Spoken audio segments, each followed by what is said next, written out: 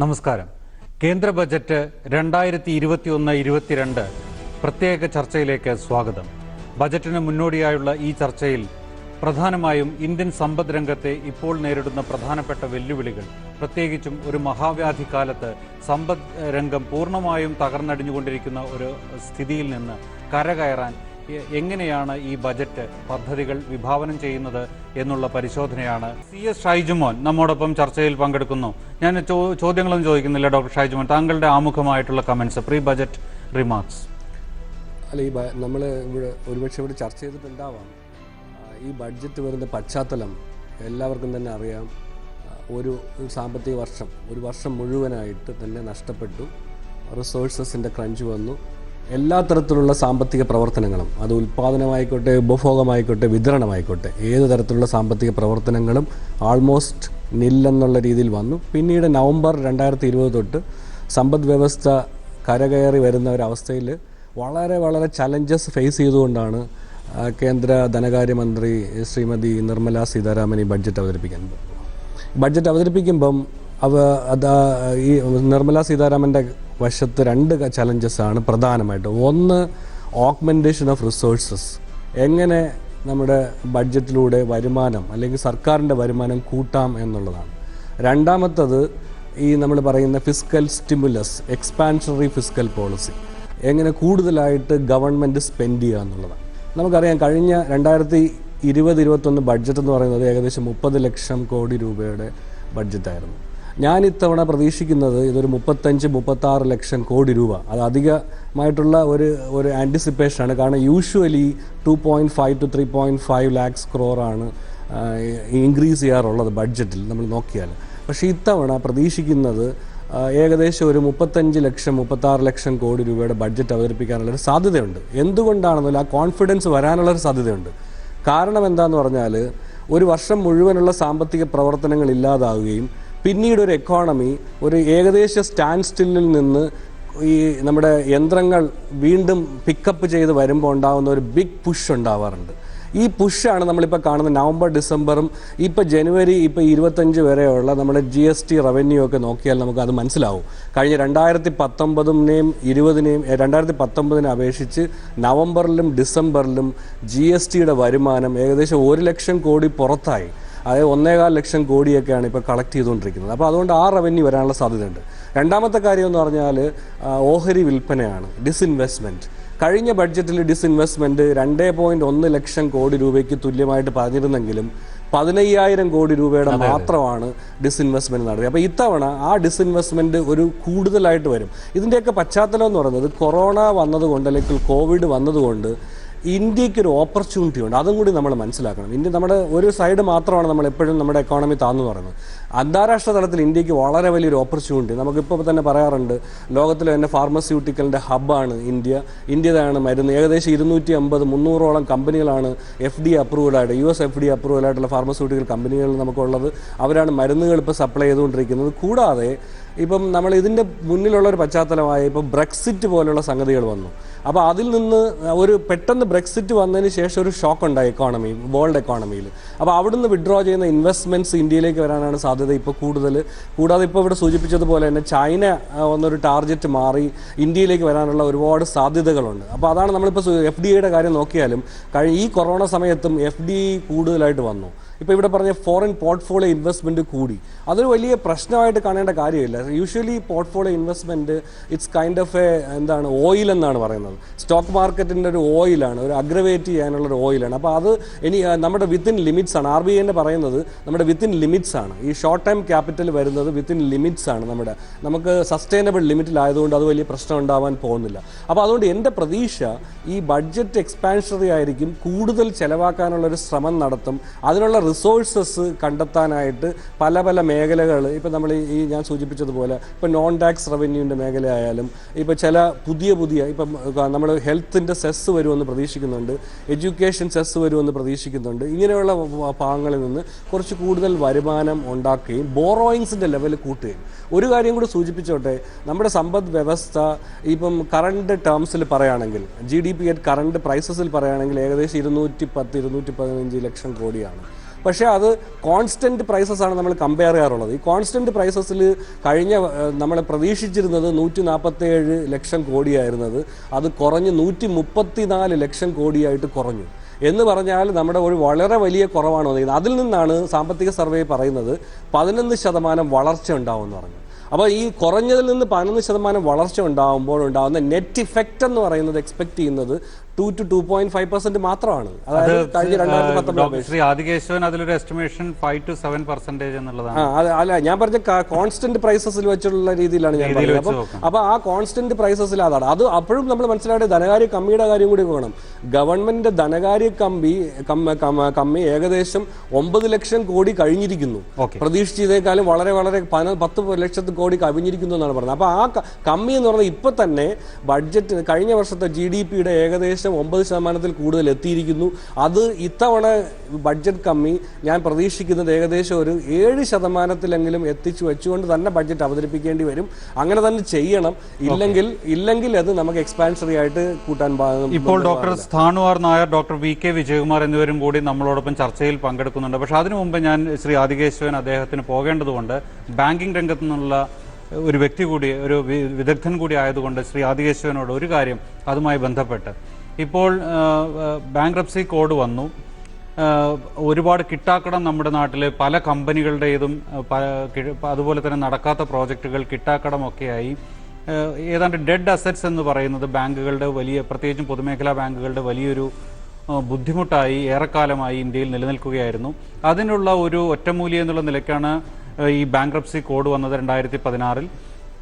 ഈ bankruptcy code വന്നതിന് ശേഷം ഇപ്പോൾ കഴിഞ്ഞ എക്കണോമിക് സർവേ വളരെ ശക്തമായ വിമർശനമാണ് ഇന്ത്യയിലെ പൊതുമേഖലാ ബാങ്കുകൾക്കെതിരെ ഉന്നയിച്ചത്. പ്രത്യേകിച്ചും ഈ പറയുന്ന ബുക്ക് അഡ്ജസ്റ്റ്മെന്റ്സ് വഴി ഈ പറയുന്ന കിട്ടാക്കടത്തെ, അതല്ലെങ്കിൽ പെർഫോം ചെയ്യാത്ത നോൺ പെർഫോമിംഗ് ആയിട്ടുള്ള അസറ്റ്സിനെ റീസ്ട്രക്ചർ ചെയ്യുക മാത്രമാണ് ചെയ്തത്. അതുകൊണ്ട് ഇപ്പോഴത്തെ പൊതുമേഖലാ ബാങ്കുകളുടെ പ്രവർത്തനം പോരാ, ഇതുവരെ എടുത്ത പരിഷ്കാരങ്ങൾ പോരാ. ഒരു ബാഡ് ബാങ്ക് എന്നുള്ളൊരു കൺസെപ്റ്റ്, അതായത് ഇത്തരത്തിലുള്ള മോശപ്പെട്ട ലോണുകളും മറ്റും കൈകാര്യം ചെയ്യുന്നതിന് വേണ്ടി പ്രത്യേകമായി സ്വകാര്യ മേഖലയിൽ ഒരു ബാങ്ക് രൂപീകരിക്കണം എന്നൊക്കെയാണ് നിർദ്ദേശങ്ങൾ വന്നിട്ടുള്ളത്. എന്താണ് താങ്കൾക്ക് ഈ വിഷയത്തിൽ കൂടുതൽ വിശദീകരിക്കാനുള്ളത്? Sanjeev, 2016 insolvency and bankruptcy code വന്നതോടുകൂടി പ്രത്യേകിച്ച് സംഭവിച്ചിട്ടുള്ള ഒരു കാര്യം, ബാങ്കുകാർക്ക് ഒരു മേൽക്കോയ്മ, ഈ വായ്പ എടുക്കുന്ന, ഞാൻ പറയുന്നത് ഈ വലിയ വായ്പ എടുക്കുന്ന ആൾക്കാരുടെ കാര്യമാണ് പറയുന്നത്. കോർപ്പറേറ്റ്സിൻ്റെ വായ്പ കിട്ടാക്കടമായി കഴിഞ്ഞാൽ, ഞാൻ ഇപ്പോഴും ബാങ്കിൽ പ്രവർത്തിക്കുന്ന ഒരാളാണ്. അപ്പം നമ്മളോട് നേരത്തെ വന്ന് പറഞ്ഞുകൊണ്ടിരുന്നത്, നിങ്ങൾ ഇന്ന കാര്യം ചെയ്തില്ലെങ്കിൽ നിങ്ങളുടെ അക്കൗണ്ട് NPA ആവും. മനസ്സിലായില്ലേ? അതായത് ബോറോവർ വന്ന് നമ്മുടെ അടുത്ത് പറയും, നിങ്ങൾ ഞങ്ങൾക്ക് വേണ്ടി അധിക വായ്പ തന്നില്ലെങ്കിൽ നിങ്ങളുടെ അക്കൗണ്ട് NPA ആവും. അവിടുന്ന് വലിയ ഒരു മാറ്റം ഇൻസോൾവൻസി ആൻഡ് ബാങ്ക്രപ്സി കോഡ് വന്നതോടുകൂടി, കാരണം പെട്ടെന്ന് നടപടിക്രമങ്ങളിലേക്ക് നീങ്ങാനും സമയബന്ധിതമായി കോഡിൻ്റെ വ്യവസ്ഥകൾക്ക് അനുസരിച്ചാണെങ്കിൽ 270 ദിവസം പല കേസിലും ആ കാലപരിധി കീപ്പപ്പ് ചെയ്യാൻ സാധിച്ചിട്ടില്ല. പക്ഷെ അങ്ങനെ ഒരു മേൽക്കോയ്മ ബാങ്കുകൾക്ക് വന്നു. ഇപ്പോൾ ബോറോ ചെയ്യുന്ന ആൾക്കാർ കുറച്ചുകൂടി ശ്രദ്ധാലുക്കളായി. 1. 2, കിട്ടാക്കടങ്ങളുടെ തോത് വർദ്ധിച്ചിട്ടില്ല. അവിടുന്ന് കോർപ്പറേറ്റ് കിട്ടാക്കടങ്ങളുടെ തോത് ക്രമേണ കുറഞ്ഞു വരുന്ന ഒരു ട്രെൻഡാണ് നാം കണ്ടുകൊണ്ടിരിക്കുന്നത്. പക്ഷെ ഞാൻ മനസ്സിലാക്കുന്നു, ഈ റിസർവ് ബാങ്കിൻ്റെ ഏറ്റവും അടുത്ത റിപ്പോർട്ടിൽ കോവിഡ് മൂലമുണ്ടാകുന്ന സ്ട്രെസ് കൊണ്ട് ഇപ്പോൾ കുറഞ്ഞു നിൽക്കുന്ന 7.5-8% ഗ്രോസ് NPA ഒരു പക്ഷേ സെപ്റ്റംബർ 2021 ആകുമ്പോഴത്തേക്കും വേഴ്സ്റ്റ് കേസ് സിനോറിയോയിൽ 12-13% എന്ന നിലവാരത്തിലേക്ക് ഉയരാം എന്നുള്ള കാര്യം പറയുന്നു. ഇനി പൊതുമേഖല, സ്വകാര്യ മേഖല, എനിക്ക് വളരെ ശക്തമായ ഒരു അഭിപ്രായമുള്ളത്, നമ്മുടെ പൊതുമേഖലാ സ്വഭാവം, ഈ ബാങ്കുകളുടെ പൊതുമേഖലാ സ്വഭാവമാണ് ഇന്ത്യൻ സമ്പദ്ഘടനയുടെ ഏറ്റവും വലിയ ശക്തി. ഒരു സംശയം വേണ്ട. 1999 CIA ഒരു കമ്മിറ്റി, ശ്രീ KV കമ്മിറ്റി ചെയർമാനായ ഒരു കമ്മിറ്റി ഇന്ത്യൻ ബാങ്കിനെ അടച്ചു പൂട്ടാനായിട്ട് നിർദ്ദേശിച്ചതാണ്. അദ്ദേഹം അന്ന് ICICI ബാങ്കിൻ്റെ ചെയർമാൻ കൂടി ആയിരുന്നു എന്നുള്ളത് സാന്ദർഭികം മാത്രം. പക്ഷേ ഇന്ന് ഇന്ത്യൻ ബാങ്ക് ഏറ്റവും നന്നായിട്ട് പ്രവർത്തിക്കുന്ന, എഫിഷ്യൻ്റായിട്ട് പ്രവർത്തിക്കുന്ന ഒരു ബാങ്കും പൊതുമേഖലാ ബാങ്കുകൾ ചെയ്യുന്ന സേവന കാര്യങ്ങളെല്ലാം ചെയ്യുന്ന ഒരു ബാങ്കുമായിട്ട് മാറിയിരിക്കുന്നു. പൊതുമേഖലാ ബാങ്കുകൾക്കുള്ള പ്രധാനപ്പെട്ട ശക്തി ഈ നാം കാണാത്ത ക്യാപിറ്റൽ ഗവൺമെൻറ് ഓണർഷിപ്പാണ്. സഞ്ജീവ്, ഒരു പൊതുമേഖലാ ബാങ്ക് അഥവാ നഷ്ടത്തിൽ പോയാൽ പോലും there will not be a run on the bank. കാരണം അതിൻ്റെ പൊതുമേഖലാ സ്വഭാവമാണ്. അതിൽ വിശ്വാസ്യതയുണ്ട്, ഗവൺമെൻറ്റിൽ വിശ്വാസ്യതയുണ്ട് ആൾക്കാർക്ക്. അപ്പോൾ ആൾക്കാർ ക്യൂ നിന്ന് പൈസ പിൻവലിക്കാൻ നോക്കില്ല. അതുകൊണ്ട് മൊത്തത്തിൽ പൊതുമേഖലാ സ്വഭാവം നിൽക്കണം. മാത്രമല്ല, നമ്മൾ ഈയിടയ്ക്ക് കണ്ടതല്ലേ, പ്രൈവറ്റ് ബാങ്കുകൾ പൊടിയുമ്പോൾ എന്താ ചെയ്യുന്നത്? G T B take over ചെയ്തു. നമ്മുടെ യെസ് ബാങ്ക് അതിൻ്റെ റെസ്ക്യൂ ചെയ്യാൻ വേണ്ടി പൊതുമേഖലാ ബാങ്കുകൾ വന്നു. അപ്പോൾ ഒരു രീതിയിൽ പറയുകയാണെങ്കിൽ ഈ പൊതുമേഖലാ ബാങ്കുകളും പ്രൈവറ്റ് ബാങ്ക്സും തമ്മിലുള്ള അന്തരം, ഗവേണൻസിൻ്റെ ഒരു അന്തരം, പിന്നെ ഇൻഫ്രാസ്ട്രക്ചർ പ്രോജക്ട്സ് ഒരു ചെറിയ വിദഗ്ധരായ ഡോക്ടർ ഹജിമോനും ഡോക്ടർ വിജയകുമാറും വെയിറ്റ് ചെയ്യുന്നു. അതുകൊണ്ട് ഞാൻ ഒരു മിനിറ്റ് മാത്രമേ എടുക്കുകയുള്ളൂ. അതായത് ഇൻഫ്രാസ്ട്രക്ചർ പ്രോജക്ട്സിലൊന്നും പ്രൈവറ്റ് ബാങ്ക്സ് ഇടപെട്ടിട്ടേ ഇല്ല സഞ്ജീവ്. ഉജ്ജയിൻ ഇൻഡോർ റോഡ് ഞാൻ പലതവണ ട്രാവൽ ചെയ്തിട്ടുള്ളതാണ്. പൊതുമേഖലാ ബാങ്കുകളാണ് പ്രധാനമായിട്ടും ആ റോഡിൻ്റെ വായ്പ കൊടുത്തിട്ടുള്ളത്. കിട്ടാക്കടം സെറ്റിൽ ചെയ്തു. പക്ഷേ അതുകൊണ്ടുള്ള ഇക്കണോമിക് വാല്യൂ അഡീഷൻ കണക്കാക്കാൻ പറ്റാത്ത അത്രത്തോളം ഇക്കണോമിക് ബെനിഫിറ്റ്സ് ആ ഏരിയയിൽ ഉണ്ടായി. ഹൈവേ പ്രോജക്ട്സ് ഇതൊന്നും പ്രൈവറ്റ് ബാങ്ക്സ് ടച്ച് ചെയ്തിട്ടേ ഇല്ല. കാരണം കിട്ടാക്കടം ആവുമെന്നുള്ള പേടി. അപ്പോൾ ഒരു ബാലൻസോട് കൂടി വേണം. ഞാൻ പൊതുമേഖലാ ബാങ്കുകളുടെ ബാക്കിയുള്ള എല്ലാ കാര്യങ്ങളും ന്യായീകരിക്കില്ല. ജൻധൻ യോജന അക്കൗണ്ട്സ് 42 കോടി 43 കോടി അക്കൗണ്ട്സ് ഓപ്പൺ ചെയ്തതിൽ 40 കോടി അക്കൗണ്ട്സ് പൊതുമേഖലാ ബാങ്കുകളാണ്. 2 കോടി മാത്രമാണ് പ്രൈവറ്റ് സെക്ടർ ബാങ്ക്. അപ്പോൾ ഇതിലൊരു ബാലൻസിന് വേണ്ടി ഞാൻ പ്ലീഡ് ചെയ്തുകൊണ്ട് തീർച്ചയായിട്ടും ഈ ഇന്ത്യയെ ഒരു ടോട്ടൽ ബാങ്കിങ് ഇൻക്ലൂഷൻ എന്നുള്ള കാര്യത്തിന്റെ അതായത് ഏറ്റവും പാവപ്പെട്ട ദരിദ്രരായിട്ടുള്ള ആളുകളെ ബാങ്കിങ് പരിധിയിലേക്ക് കൊണ്ടുവരിക എന്നൊക്കെയുള്ള പ്രശ്നങ്ങൾ വരുമ്പോൾ സ്വാഭാവികമായിട്ടും പൊതുമേഖലാ ബാങ്കുകൾ തന്നെയാണ് ആശ്രയം. പക്ഷേ റിസർവ് ബാങ്ക് പോലുള്ള ശക്തികാന്ത ദാസിന്റെ കഴിഞ്ഞ ദിവസത്തെ RBI ഗവർണറുടെ ഒരു പത്രസമ്മേളനത്തിലാണ് അദ്ദേഹം അങ്ങനെ ഒരു ആശയം വന്നാൽ ഒരു ബാഡ് ബാങ്ക്, പേര് തന്നെ വളരെ കൗതുകരമാണ്, ഒരു ബാഡ് ബാങ്ക് വന്നാൽ അതിനെ സ്വാഗതം ചെയ്യാവുന്നതാണ് എന്നുള്ള മട്ടിലൊക്കെ ചില സൂചനകൾ വന്നത്. അതുകൊണ്ടാണ് സാന്ദർഭികമായ ചോദ്യം ചോദിച്ചത്. ശ്രീ ആദികേശവൻ, വളരെ നന്ദി. ഞാൻ അടുത്ത ശ്രീ ഡോക്ടർ VK വിജയകുമാറിലേക്ക് പോകുന്നു. അടിസ്ഥാന സൗകര്യ വികസനത്തിന്റെ കാര്യത്തിൽ എങ്ങനെയാണ് സർക്കാർ ഈ പണം, അതായത് എക്കണോമിയെ ഉത്തേജിപ്പിക്കണമെങ്കിൽ, സമ്പദ് വ്യവസ്ഥയെ ഉത്തേജിപ്പിക്കണമെങ്കിൽ വലിയ രീതിയിലുള്ള കൺസ്ട്രക്ഷൻ, റീറ്റെയിൽ തുടങ്ങിയിട്ടുള്ള മേഖലകളിൽ, സർവീസ് സെക്ടറിൽ, അതുപോലെ തന്നെ ഏതെല്ലാം ഉൽപ്പാദന മേഖലകളിൽ, ഇപ്പോൾ കാർഷിക മേഖല മാത്രമാണ് ഇന്ത്യൻ സമ്പദ് രംഗത്തെ ഏറ്റവും പോസിറ്റീവായൊരു വളർച്ച ഈ കഴിഞ്ഞ കോവിഡ് കാലത്ത് കാണിച്ചത്.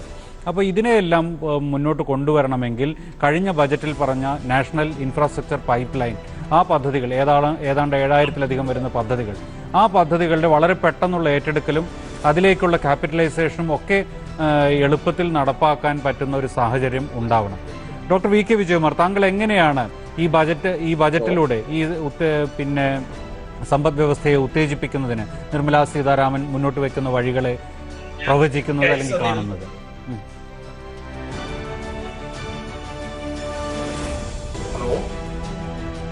പറയാം.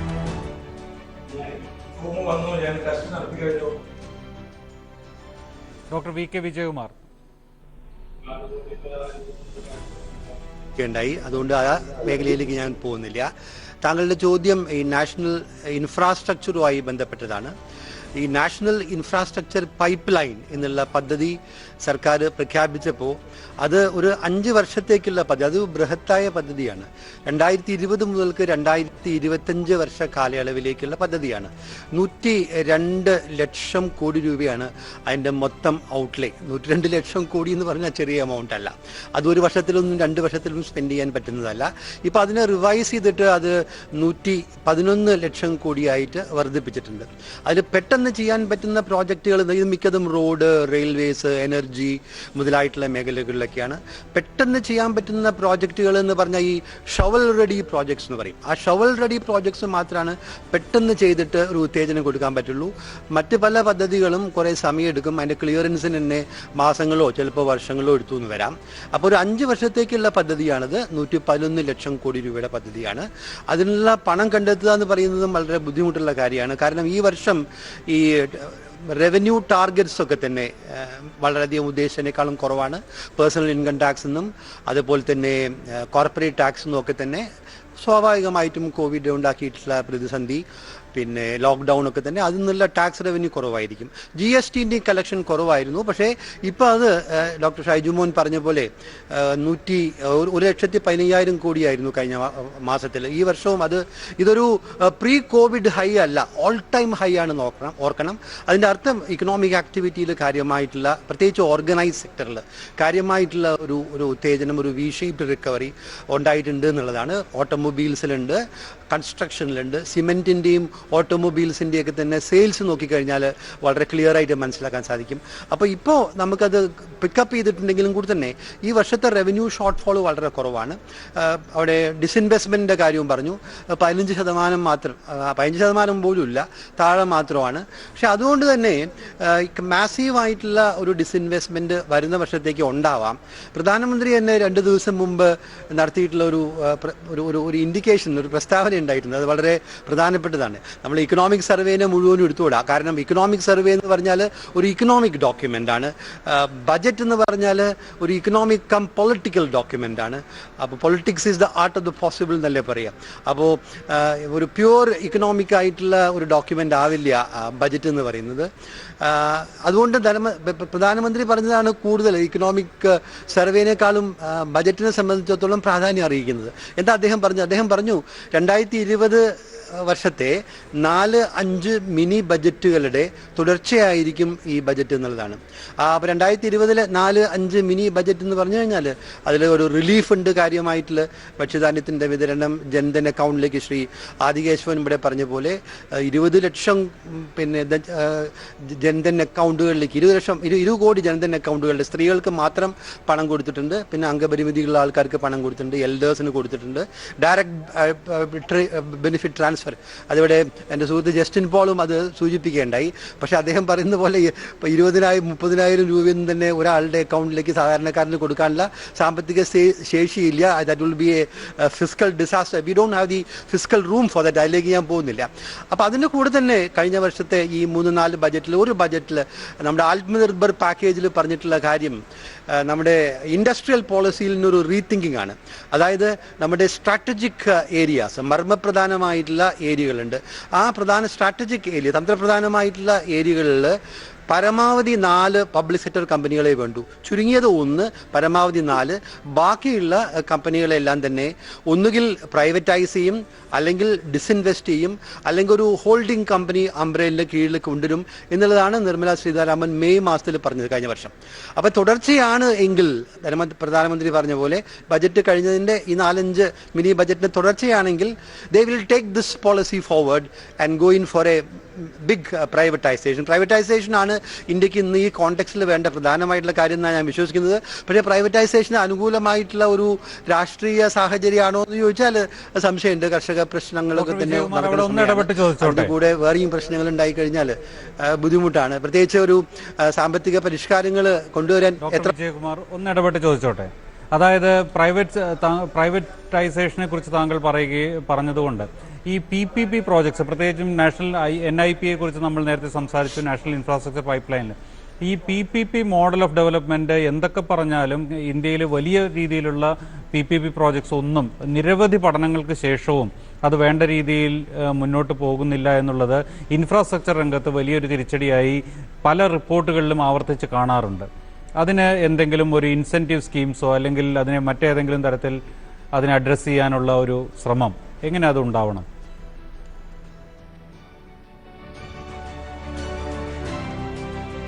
സഞ്ജീവ് പറഞ്ഞത് ശരിയാണ്.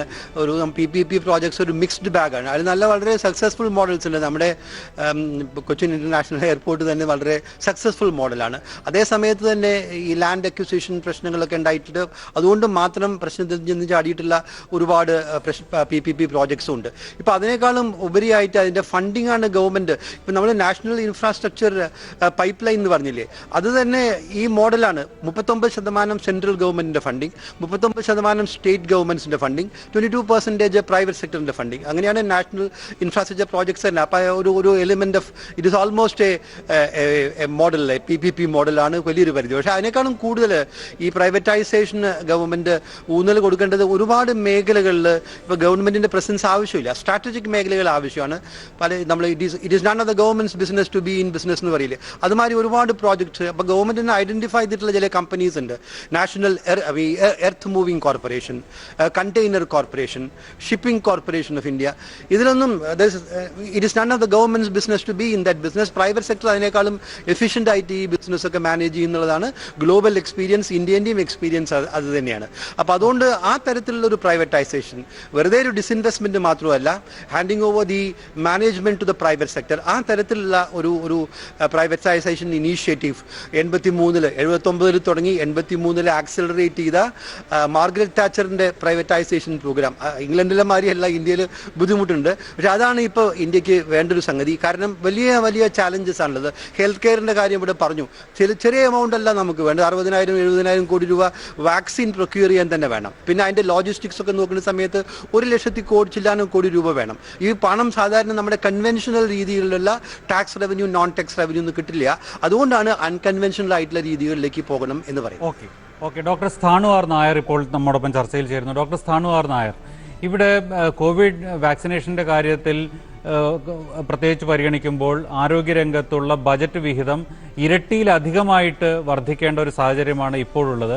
കാരണം കഴിഞ്ഞ ബജറ്റിൽ ഏതാണ്ട് 60,000 കോടി രൂപ ഏതാണ്ട് 60,000 കോടി രൂപയായിരുന്നു ബജറ്റ് വിഹിതം. അത് ഇപ്പോൾ ഇന്ത്യൻ പോപ്പുലേഷനെ മുഴുവനായി വാക്സിനേറ്റ് ചെയ്യണമെങ്കിൽ ഏതാണ്ട് 60,000 കോടി രൂപ വാക്സിൻ ചെലവ് തന്നെ വരും എന്നുള്ളതാണ് ഒരു എസ്റ്റിമേഷൻ ഉള്ളത്. സ്വാഭാവികമായും ഹെൽത്ത് സെക്ടറിലുള്ള ബജറ്റ് വിഹിതം വലിയ രീതിയിൽ വർദ്ധിക്കും. മറ്റൊരു പ്രധാനപ്പെട്ട ഒരു പ്രശ്നം ഗവൺമെൻറ്റിന് മുന്നിലുള്ളത് അഗ്രികൾച്ചറാണ്.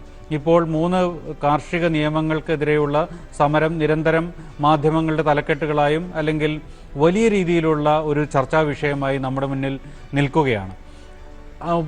ഇന്ത്യൻ കർഷകൻ്റെ ഏതാണ്ട് 14.6 കോടി രൂപ വരുന്ന ഇന്ത്യൻ കർഷകൻ്റെ വരുമാനം ഇരട്ടിയാക്കും 2024 ആകുമ്പോഴേക്കും എന്നുള്ളത് ഒരു കേന്ദ്ര സർക്കാരിൻ്റെ വാഗ്ദാനമാണ്. ഇത്തരത്തിലുള്ള റിഫോംസ്, പ്രത്യേകിച്ചും APMC രംഗത്തും മറ്റുമുള്ള റിഫോംസ് ഇനി സാധ്യമല്ലാത്ത ഒരു സാഹചര്യത്തിൽ എങ്ങനെയാണ് സർക്കാരിന് മുന്നോട്ട് പോകാൻ കഴിയുക? 1.5 വർഷത്തേക്കുള്ള ഈ നിയമത്തിൻ്റെ മൊറട്ടോറിയം പ്രധാനമന്ത്രി തന്നെ പ്രഖ്യാപിച്ച സാഹചര്യത്തിലാണ് ഞാൻ ഈ ചോദ്യം ചോദിക്കുന്നത്.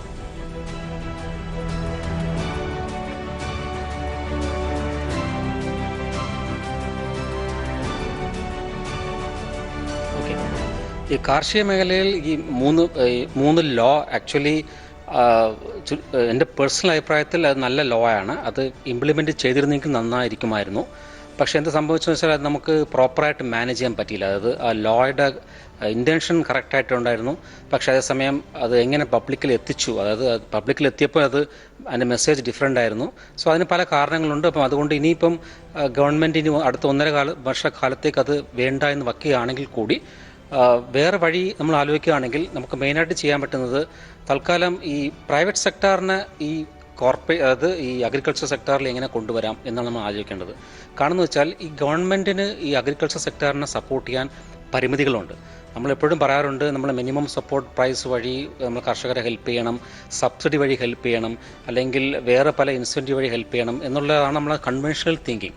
പക്ഷേ അത് നമുക്ക് ഇപ്പോൾ മനസ്സിലായി, അത് ഒരു പരിധി കഴിഞ്ഞാൽ അതിൻ്റെ എഫക്റ്റീവ്നെസ് വളരെ കുറവാണ്. അത് ഗവൺമെൻറ്റിൻ്റെ ഡെഫിസിറ്റ് കൂട്ടുന്നുണ്ട്. പിന്നെ ഈ MSP പോലും പല കർഷകർക്ക് എത്തുന്നില്ല. ഈ MSP പല ക്രോപ്സിന് അനൗൺസ് ചെയ്താൽ പോലും എല്ലാ ക്രോപ്സിനും കൊടുക്കുന്നില്ല. അപ്പോൾ അങ്ങനെ ഒരുപാട് പോരായ്മകൾ ഉള്ളത് കൊണ്ടാണ് നമ്മൾ ഈ പ്രൈവറ്റ് സെക്ടർ, അതായത് കർഷകനെയും ഈ പ്രൈവറ്റ് അഗ്രി ബിസിനസ്സെയും നമ്മൾ ബന്ധിപ്പിക്കണം. അത് ബന്ധിപ്പിക്കാത്ത സാഹചര്യത്തിൽ നമുക്ക് കർഷകൻ്റെ ഇൻകം നമുക്ക് കൂട്ടാൻ പറ്റത്തില്ല.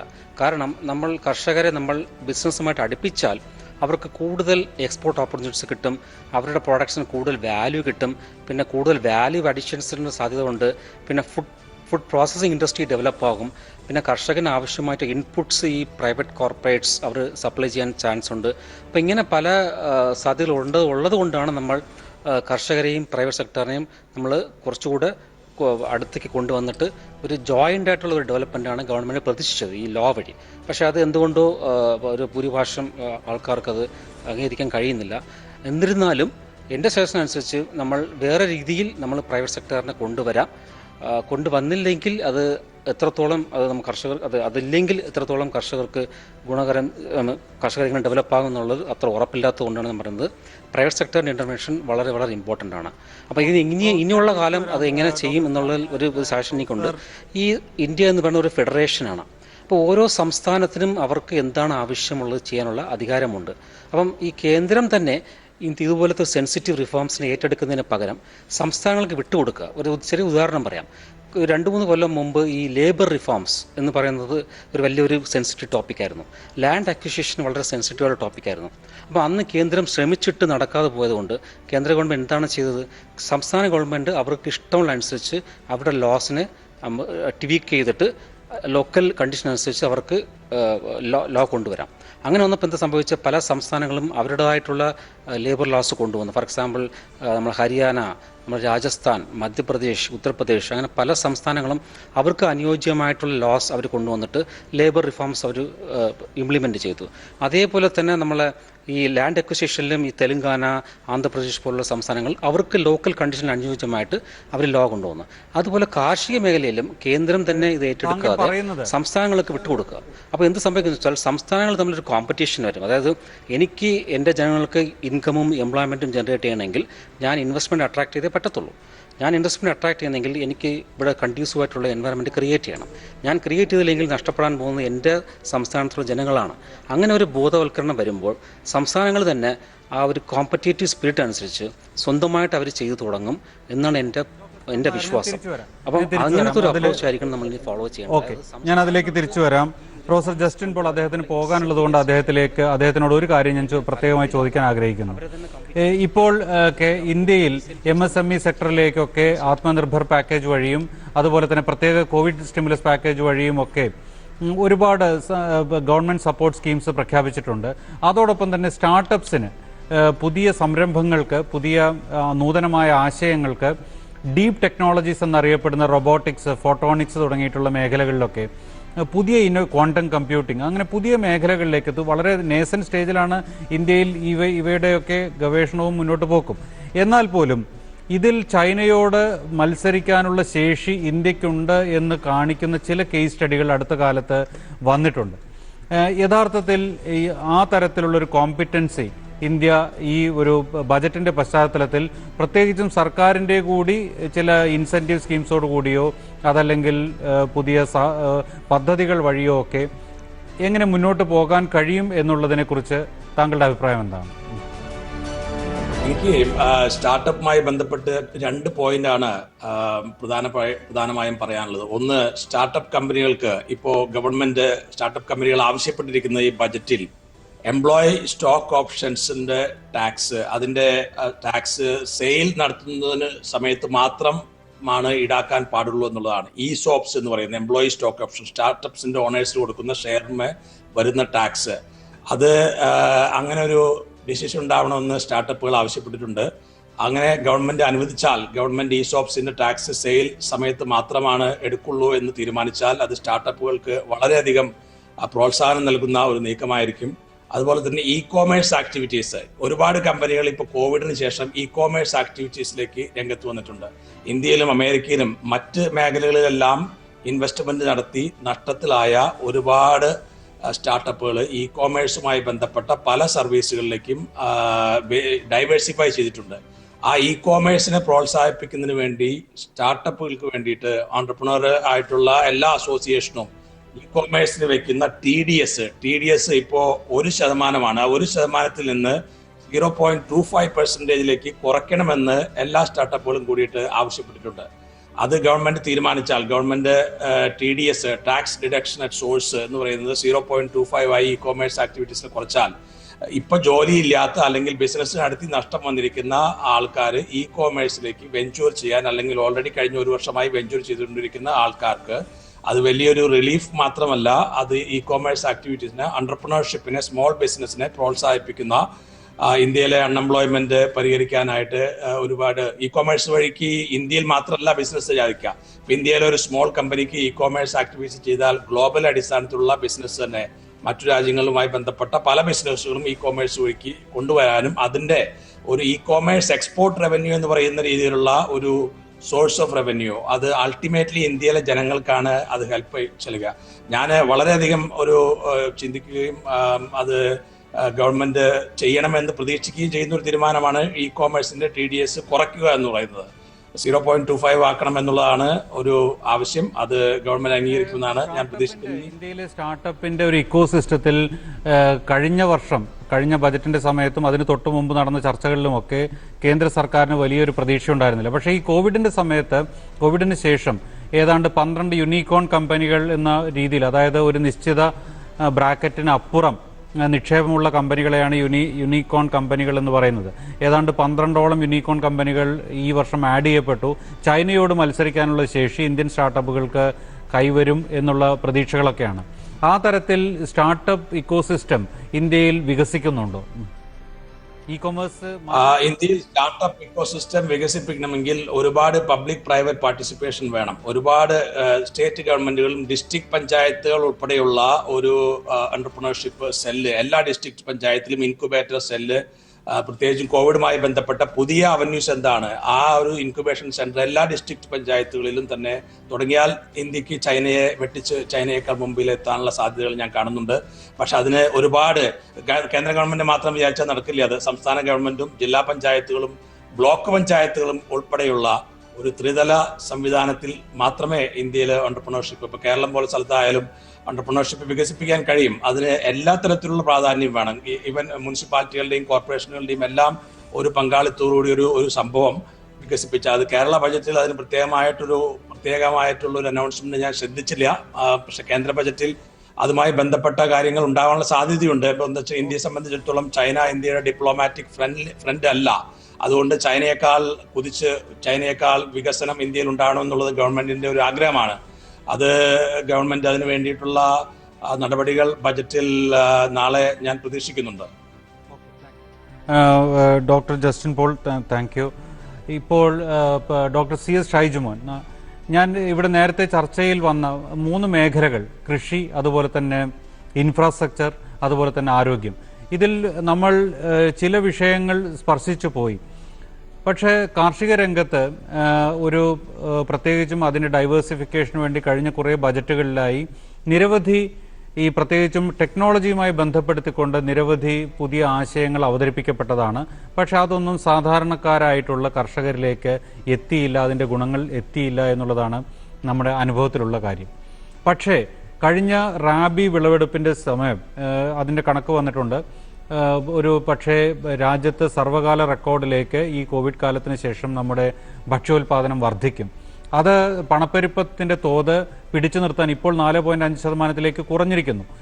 ഈ പാൻഡമിക്കിൻ്റെ സമയത്തിന് ശേഷം 4.5% പണപ്പെരുപ്പത്തിൻ്റെ തോത് കുറഞ്ഞിരിക്കുന്നു.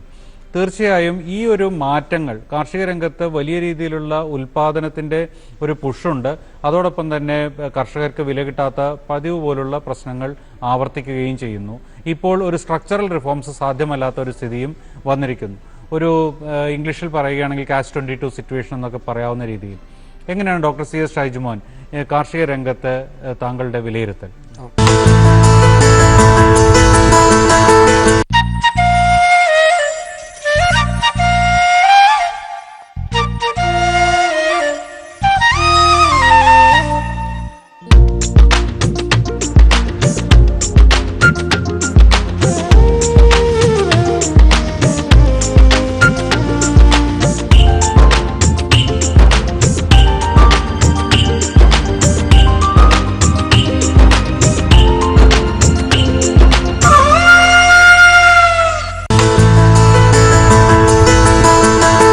കാർഷിക രംഗത്ത് ഇപ്പം സഞ്ജീവ് സൂചിപ്പിച്ചതുപോലെ ഇപ്പോൾ GDPയുടെ 19%. അത് GDP കുറഞ്ഞതുകൊണ്ടാണ് നമ്മുടെ കാർഷിക ഷെയർ ഇപ്പം കോവിഡ് കാലത്ത് 19%. Positive 3.4% growth rate, only 1 sector positive growth rate achieve ചെയ്തത് കാർഷിക മേഖല മാത്രമാണ്.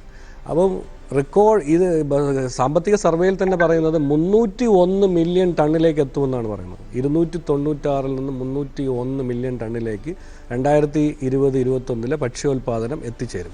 ഇവിടെ നമുക്ക് ഭയങ്കര ഒരു വറിയും കൂടെ ഉണ്ട്. കർഷകർ സംബന്ധിച്ചോളം ഇതൊരു വലിയ പ്രശ്നവും കൂടിയാണ്. കാരണം കൂടുതൽ ഉൽപ്പാദിപ്പിക്കുമ്പോൾ ഉണ്ടാകാൻ പോകുന്ന പ്രശ്നം നമ്മൾ വിലക്കയറ്റം കുറയും എന്നൊക്കെ പറയുമ്പോഴും കർഷകർ സംബന്ധിച്ചോളം അവർ വിചാരിക്കാൻ പോകുന്നത് സപ്ലൈ കൂടി അവരുടെ പ്രൈസസ് കുറയുമോ എന്നുള്ള ഒരു ആശങ്കയും നിലനിൽക്കുന്നുണ്ട്. ഇതുകൊണ്ടാണ് ഗവൺമെൻറ് ഈ റിഫോംസ് ഇനിഷ്യേറ്റ് ചെയ്തത്. നേരത്തെ തന്നെ ചർച്ച ചെയ്ത റിഫോംസാണ് ഇത്. 70കളും 80കളും തൊട്ട് ചർച്ച ചെയ്ത കുറേ റിഫോംസ് ഇതിനകത്തുണ്ട്. ഇപ്പം നേരത്തെ ഇവിടെ ഡോക്ടർ സ്ഥാണു ശരിയായിട്ട് തന്നെ സൂചിപ്പിച്ചതുപോലെ ഇത് എനിക്ക് തോന്നുന്നു ഫാമേഴ്സിൽ കൺവേ ചെയ്യുന്നതിനൊരു ഇഷ്യൂ ആണ്. പിന്നെ കൂടാതെ ചില പ്രോഗ്രാംസ് അനൗൺസ് ചെയ്തത് ആ ലായിലൂടെ അനൗൺസ് ചെയ്തതിൽ ചില പ്രശ്നങ്ങളുണ്ട്. അത് ഒരുപക്ഷെ മാറ്റി വയ്ക്കാമായിരുന്നു. അപ്പോൾ ഇപ്പം വരാൻ പോകുന്നതാണ്. പക്ഷേ അദ്ദേഹത്തിനോട് യോജിക്കാൻ പറ്റാത്ത ഒരു കാര്യം അദ്ദേഹം പറഞ്ഞു, ഇത് സംസ്ഥാനങ്ങൾക്ക് റിഫോംസ് വിട്ടുകൊടുക്കാമായിരുന്നു എന്നുള്ളതാണ്. പക്ഷേ കാർഷിക മേഖലയുടെ കാര്യത്തിൽ സംസ്ഥാനങ്ങൾക്ക് റിഫോംസ് വിട്ടുകൊടുക്കുന്നത് വളരെ ഡേഞ്ചറസ് സിറ്റുവേഷൻ ഉണ്ടാകും. ബിക്കോസ് ഇപ്പോൾ കേരളത്തിൽ തന്നെ എടുത്താൽ ഭക്ഷ്യ ഡിമാൻഡിൻ്റെ മിക്കതും നമ്മൾ മറ്റ് സ്റ്റേറ്റുകളെയാണ് നമ്മൾ ഡിപ്പെൻഡ് ചെയ്യുന്നത്. അങ്ങനെ വരുമ്പം അഗ്രികൾച്ചറൽ ലാൻഡ്, അതായത് പ്രത്യേകിച്ചും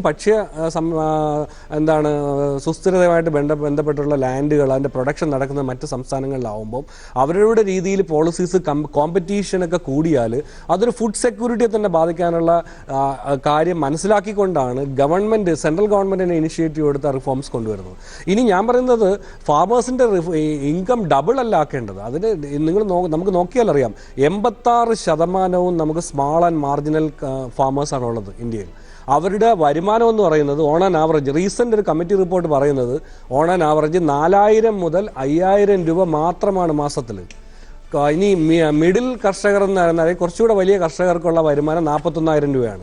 ഇനി 4,000 കിട്ടുന്ന മാസത്തിൽ കിട്ടുന്ന ഒരു കർഷകന് 8,000 രൂപ മാസത്തിലാക്കിയാൽ പോലും ഇപ്പോഴത്തെ സ്ഥിതിയിൽ ഇന്ത്യയിൽ ജീവിത സാഹചര്യങ്ങൾക്കനുസരിച്ച് ഉയർന്നു വരാനുള്ള സാധ്യത കുറവാണ്. അതുകൊണ്ട് കർഷകൻ്റെ വരുമാനം വളരെയേറെ വർദ്ധിപ്പിച്ചാൽ മാത്രമേ സാമ്പത്തിക സുസ്ഥിരത ഉണ്ടാകൂ. ഇനി സഞ്ജീവ് ആദ്യം പറഞ്ഞ ഈ പ്രധാനപ്പെട്ട മേഖലകളെ പറ്റി പറയുമ്പോൾ സാമ്പത്തിക സർവേയിൽ പറഞ്ഞ കണക്ക് ലൈവ്സ് വേഴ്സസ് ലൈവ്ലിഹുഡ്, ജീവിതവും ജീവനോപാധികളും തമ്മിലുള്ള ഒരു പ്രശ്നമായിരുന്നു. ജീവിതത്തിനെ നിലനിർത്തണോ അതോ ജീവനോപാധികളെ നിലനിർത്തണോ എന്നുള്ളതാണ്. അപ്പോഴാണ് നമ്മൾ പറയുന്നത് ഈ എക്സ്പാൻഷണറി ഫിസ്ക്കൽ പോളിസി പറയുന്നതോടൊപ്പം, ആൾക്കാർക്ക് പണം എത്തിക്കുന്ന രീതിയിൽ പറയുന്നതിനോടൊപ്പം എന്ത് വേണം, ഉൽപ്പാദന മേഖലയുടെ ഉൽപ്പാദനം കൂട്ടാനുള്ള നടപടികളും ഉണ്ടാവണം. അതുകൊണ്ടാണ് ഗവൺമെൻറ് ഈ മിനി ബഡ്ജറ്റ്സ് എന്ന് പറഞ്ഞ് നമ്മൾ ആത്മനിർഭർ ഭാരത് ഉൾപ്പെടെയുള്ള ഒരുപാട് അനൗൺസ്മെൻറ്റ് കഴിഞ്ഞ മാർച്ച് മുതൽ ഇങ്ങോട്ട് ഫൈനാൻസ് മിനിസ്റ്ററും കൂടാതെ റിസർവ് ബാങ്ക് ഗവർണറും നടത്തുകയുണ്ടായി. ഗവൺമെൻറ് ഇപ്പോൾ പറയുന്നത്, സാമ്പത്തിക സർവേ പറയുന്നത് 29 ലക്ഷം കോടി രൂപയ്ക്ക് തുല്യമായിട്ടുള്ള ഉത്തേജക പാക്കേജാണ് ഇന്ത്യയിൽ അവതരിപ്പിച്ചത്, റിസർവ് ബാങ്കും ഗവൺമെൻറ്റും കൂടി. ഇത് ഏകദേശം 15% ഓഫ് GDP ഉണ്ട്.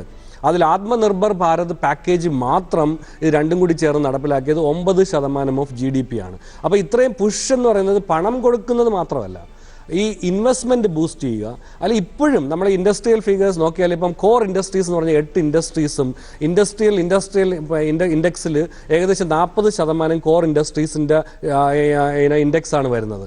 അതെല്ലാം നെഗറ്റീവിലാണ് ഇപ്പോഴും. അതിൻ്റെ അർത്ഥമെന്ന് പറഞ്ഞാൽ പെസിമിസ്റ്റിക് ആയിട്ടുള്ള ഒരു മൂഡ് ക്രിയേറ്റ് ചെയ്തിരിക്കുകയാണ്.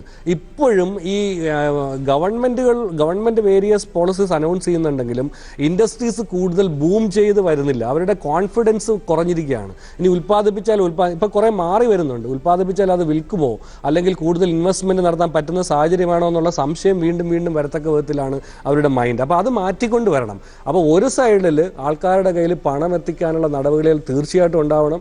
അത് തീർച്ചയായിട്ടും ഡിമാൻഡ് കൂട്ടണം. മറ്റ് സൈഡിൽ ഉൽപ്പാദനവും കൂട്ടണം. അല്ലാതെ നമ്മൾ പണം മാത്രം ആൾക്കാരുടെ കയ്യിൽ എത്തിച്ചാൽ ഉള്ള പ്രശ്നം, ആൾക്കാർ പണം ഡിമാൻഡ് ചെയ്യാൻ തുടങ്ങുകയും ഉൽപ്പന്നങ്ങൾ മാർക്കറ്റിൽ ഇല്ലാതാകുകയും ചെയ്താൽ, ഇപ്പം നമ്മൾ കുറച്ച് നാൾ അങ്ങനെ ഫേസ് ചെയ്തു. ഇപ്പോൾ കുറേയൊക്കെ ഗവൺമെൻറ് ഇനിഷ്യേറ്റീവിൽ പൊയ്ക്കൊണ്ടിരിക്കുകയാണ്. ഗവൺമെൻറ് ഇനിഷ്യേറ്റീവിൽ ഈ സപ്ലൈ എൻഷ്യൂർ ചെയ്യുകയാണ്. അത് സ്റ്റേറ്റ് ഗവൺമെൻറ്റുകളായാലും സെൻട്രൽ ഗവൺമെൻറ്റുകളാണ്. പക്ഷേ അതിനൊരു പരിധിയുണ്ട്. ആ പരിധി കഴിഞ്ഞാൽ ഉൽപ്പാദനം അത്രയും വേഗം പിക്കപ്പ് ചെയ്ത് ഈ വരുന്ന മാർച്ച് ഏപ്രിൽ മാസത്തോടു കൂടി നന്നായിട്ട് പിക്കപ്പ് ചെയ്ത് വന്നാൽ മാത്രമേ നമ്മൾ ഈ പറയപ്പെടുന്ന 11% ഗ്രോത്ത് അല്ലെങ്കിൽ ഇതൊക്കെ അച്ചീവ് ചെയ്യാനായിട്ട് സാധിക്കുകയുള്ളതാണ് എൻ്റെ പക്ഷം. ഓക്കെ, ഡോക്ടർ വിജയകുമാർ, ഇവിടെ സാധാരണ ഈ ചർച്ചയുടെ തുടക്കം മുതൽക്ക് ഒരുപാട് സമയമെടുത്ത് ചർച്ച ചെയ്ത ഒരു പ്രധാനപ്പെട്ട വിഷയം ഈ ഡിമാൻഡ് സൈഡ് എക്കണോമിയെ തൃപ്തിപ്പെടുത്തുന്നതിനുള്ള നടപടിക്രമങ്ങളെക്കുറിച്ചും അതിൻ്റെ വിശദാംശങ്ങളെക്കുറിച്ചുമാണ് ഡോക്ടർ ഷൈജുമോൻ അവതരിപ്പിച്ചത്. ഒരു സന്തുലിതമായ ഡിമാൻഡ് സൈഡും അതുപോലെ തന്നെ സപ്ലൈ സൈഡും ഒരുപോലെ അഡ്രസ്സ് ചെയ്തുകൊണ്ടുള്ള, ഉൽപ്പാദനത്വവും ഉപഭോഗത്തെയും ഒരുപോലെ അഡ്രസ്സ് ചെയ്തുകൊണ്ടുള്ള ഒരു ഫിസ്ക്കൽ സ്ട്രാറ്റജി, അതായിരിക്കും അഭികാമ്യം എന്നാണ് അദ്ദേഹം ഇവിടെ അവതരിപ്പിച്ച ഒരു പ്രധാനപ്പെട്ട തിയറി. ഇപ്പോഴത്തെ അവസ്ഥയിൽ നിങ്ങൾ ഉൽപാദനത്തിലുള്ള ഷോർട്ട് കമ്മിങ്സ്, പ്രത്യേകിച്ചും ഒരു പിക്കപ്പ് ചെയ്യാനുള്ള ഈ വലിയൊരു നിശ്ചലാവസ്ഥയ്ക്ക് ശേഷം പിക്കപ്പ് ചെയ്യാനുള്ള സ്വാഭാവികമായ സമയത്ത് നിങ്ങൾ കണക്കിലെടുക്കേണ്ടതില്ല. നിങ്ങൾ വളരെ ഫാസ്റ്റായി, അതായത് ഈ സന്തുലിതാവസ്ഥയ്ക്കല്ല പ്രാധാന്യം നൽകേണ്ടത്, വളരെ ഫാസ്റ്റായി ഡിമാൻഡ് വർദ്ധിപ്പിക്കണം എന്നുള്ള ഒരു ആശയഗതിക്കാണ് കെയ്നീഷ്യൻ കൗണ്ടർ സൈക്ലിക്കൽ അപ്രോച്ച് എന്നൊക്കെയാണ് പിന്നീട് ഇതിൽ എക്കണോമിക് സർവേയിൽ അതിനെക്കുറിച്ച് വിശദീകരിച്ച് പറയുന്നുണ്ട്. അപ്പോൾ താങ്കൾ എങ്ങനെയാണ് ഈ ഒരു സെനാരിയോ, ഈ ഒരു സ്ഥിതിയെ കാണുന്നത്?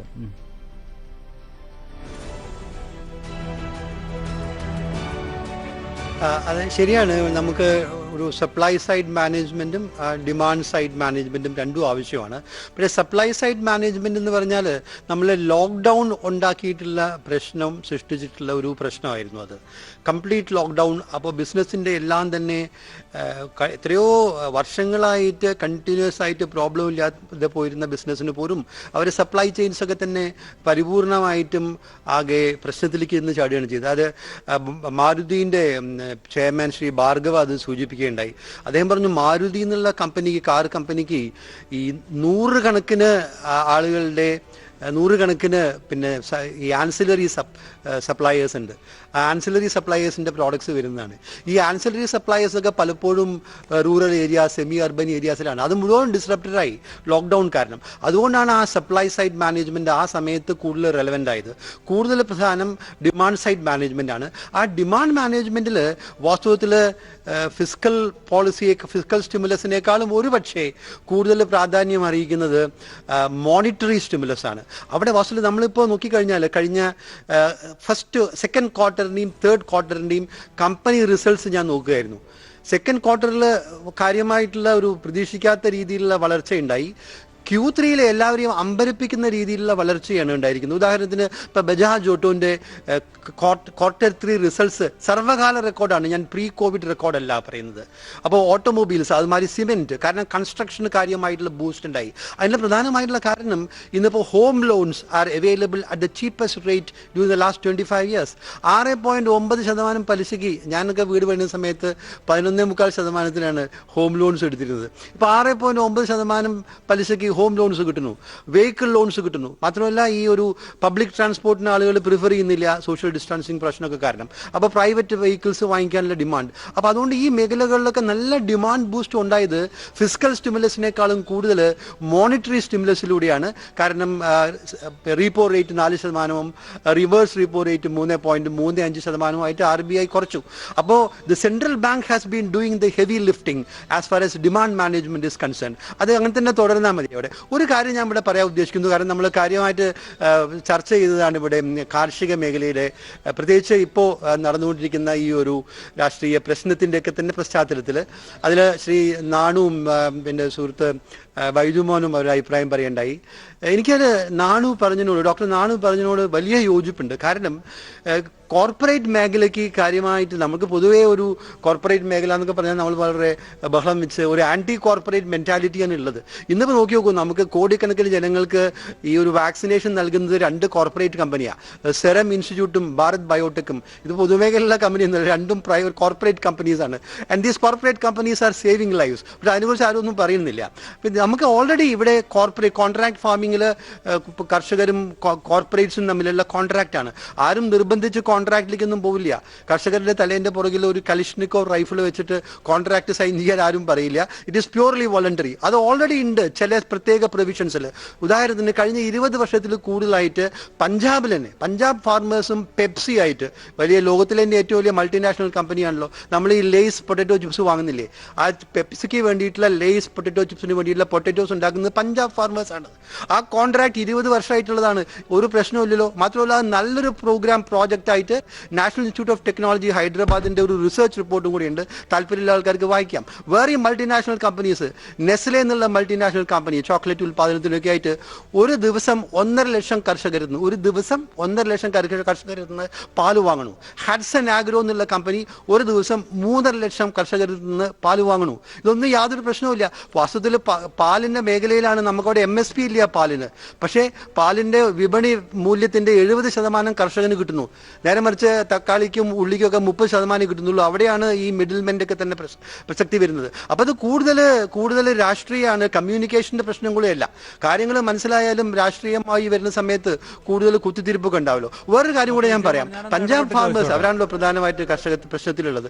പഞ്ചാബ് ഫാർമേഴ്സിനെ സംബന്ധിച്ചിടത്തോളം ഇതൊരു ഇക്കണോമിക്സിൽ ഒരു റാഷണൽ ചോയ്സ് എന്നുള്ളൊരു കൺസെപ്റ്റ് ഉണ്ട്. ഞാൻ ഇതൊന്ന് പറഞ്ഞ് പൂർത്തിക്കട്ടെ. ആ റാഷണൽ ചോയ്സ് പഞ്ചാബ് ഫാർമേഴ്സിനെ സംബന്ധിച്ചിടത്തോളം അവർക്ക് വൈദ്യുതി ഫ്രീ ആണ്, വെള്ളം ഫ്രീ ആണ്, പിന്നെ ലോകത്തിലെ ഏറ്റവും ഉയർന്ന വിലയ്ക്കാണ് അരിയും ഗോതമ്പും വാങ്ങുന്നത്. ഇന്റർനാഷണൽ പ്രൈസിനേക്കാളും ഉയർന്ന പ്രൈസിനാണ് വാങ്ങുന്നത്. അപ്പോൾ ഈ 25 മീറ്റർ വാട്ടർ ടേബിൾ ഉണ്ടായിരുന്നത് ഇപ്പോൾ 125 മീറ്റർ ആയിട്ട് വാട്ടർ ടേബിൾ കുറഞ്ഞു. സോ ഇക്കോളജിക്കലി ഒരു ഡിസാസ്റ്ററാണ് അവിടുത്തെ ഫാമിംഗ് എന്ന് പറയുന്നത്. മാത്രമല്ല ഈ സ്റ്റബിൾ ബേൺ ചെയ്തതാണ് ഡൽഹിയിലത്തെ ഈ പിന്നെ പൊല്യൂഷന് പ്രധാന കാരണം എന്നുള്ള എല്ലാ സയന്റിഫിക് സ്റ്റഡീസും പറയുന്നുണ്ട്. പക്ഷേ പഞ്ചാബ് ഫാർമേഴ്സിനെ സംബന്ധിച്ചിടത്തോളം അവർക്ക് ഫ്രീ വെള്ളം, ഫ്രീ ആയിട്ടുള്ള വൈദ്യുതി, നല്ല വില, ആ ലേസി ഫാമിംഗ് എന്ന് പറയും. അത് അവരെ സംബന്ധിച്ചിടത്തോളം ഒരു റാഷണൽ ചോയ്സ് ആണ്. പക്ഷേ അത് രാഷ്ട്രത്തെ സംബന്ധിച്ചിടത്തോളം, ടാക്സ് പേയേഴ്സിനെ സംബന്ധിച്ചിടത്തോളം, പഞ്ചാബിലെ തന്നെ നോൺ ഫാർമേഴ്സിനെ സംബന്ധിച്ചിടത്തോളം ഒരു റാഷണൽ ചോയ്സ് അല്ല. അതാണ് വളരെ പ്രധാനമായിട്ടുള്ള കാര്യം. ഓക്കെ, ഡോക്ടർ വിജയകുമാർ, ഞാൻ ഇതിനോട് അനുബന്ധമായി താങ്കളോട് ഒരു കാര്യം ചോദിച്ച് ഞാൻ ഡോക്ടർ സ്ഥാന നായരിലേക്ക്, അത് ഈ ചോദ്യം അദ്ദേഹത്തോടു കൂടി ചോദിക്കാനുള്ളൊരു ചോദ്യമാണ്. അഗ്രികൾച്ചർ സെക്ടറിൽ തന്നെ, പ്രത്യേകിച്ചും കാർഷിക രംഗം തന്നെയാണ്. ഇവിടെ താങ്കൾ സൂചിപ്പിച്ചതുപോലെ തന്നെ ഇപ്പോൾ പഞ്ചാബിലുള്ള ലെയ്സ്, അതുപോലെ തന്നെ പൊട്ടറ്റോ കർഷകരുടെ കഥ താങ്കൾ സൂചിപ്പിച്ചു. അതുപോലെ തന്നെ നിരവധി കേസ് സ്റ്റഡീസ് ഉണ്ട്. ഒരു പക്ഷേ കോൺട്രാക്ട് ഫാമിംഗ്, അതുപോലെ തന്നെ കോർപ്പറേറ്റ് സഹകരണത്തോടുകൂടി കർഷകർ വിജയകഥകൾ ഒരുപാടുണ്ട്. ഉദാഹരണത്തിന് ബിദാദി കർണാടകയിൽ നിന്ന്, മാലൂരിൽ നിന്ന് ഈ അടുത്ത ദിവസങ്ങളിൽ വന്നതാണ്. പക്ഷേ ഈ കഥകൾ നിലനിൽക്കുമ്പോൾ തന്നെ ചില സ്ഥലങ്ങളിൽ കോർപ്പറേറ്റ് ചൂഷണവും റിപ്പോർട്ട് ചെയ്യപ്പെട്ടിട്ടുണ്ട്. ഇതിന് മറുതരത്തിലുള്ള കഥകളും റിപ്പോർട്ട് ചെയ്യപ്പെട്ടിട്ടുണ്ട്. അപ്പോൾ ഈ ഒരു പ്രശ്നം, ഈ ഒരു ഡിസ്ട്രസ്റ്റ് അല്ലെങ്കിൽ പരസ്പര വിശ്വാസമില്ലായ്മ, ഇത് പരിഹരിക്കാൻ ഏറ്റവും നല്ലത് ഇപ്പോൾ ടെലികോം സെക്ടറിലൊക്കെ telecom regulatory authority of India പോലുള്ള ഒരു agency, national agricultural regulatory mechanism, something like that, എന്തെങ്കിലും ഒരു തരത്തിലുള്ള മാർക്കറ്റിംഗ് ബോർഡ് പോലുള്ള ഒരു സംവിധാനം, അത് അഭികാമ്യമാണോ?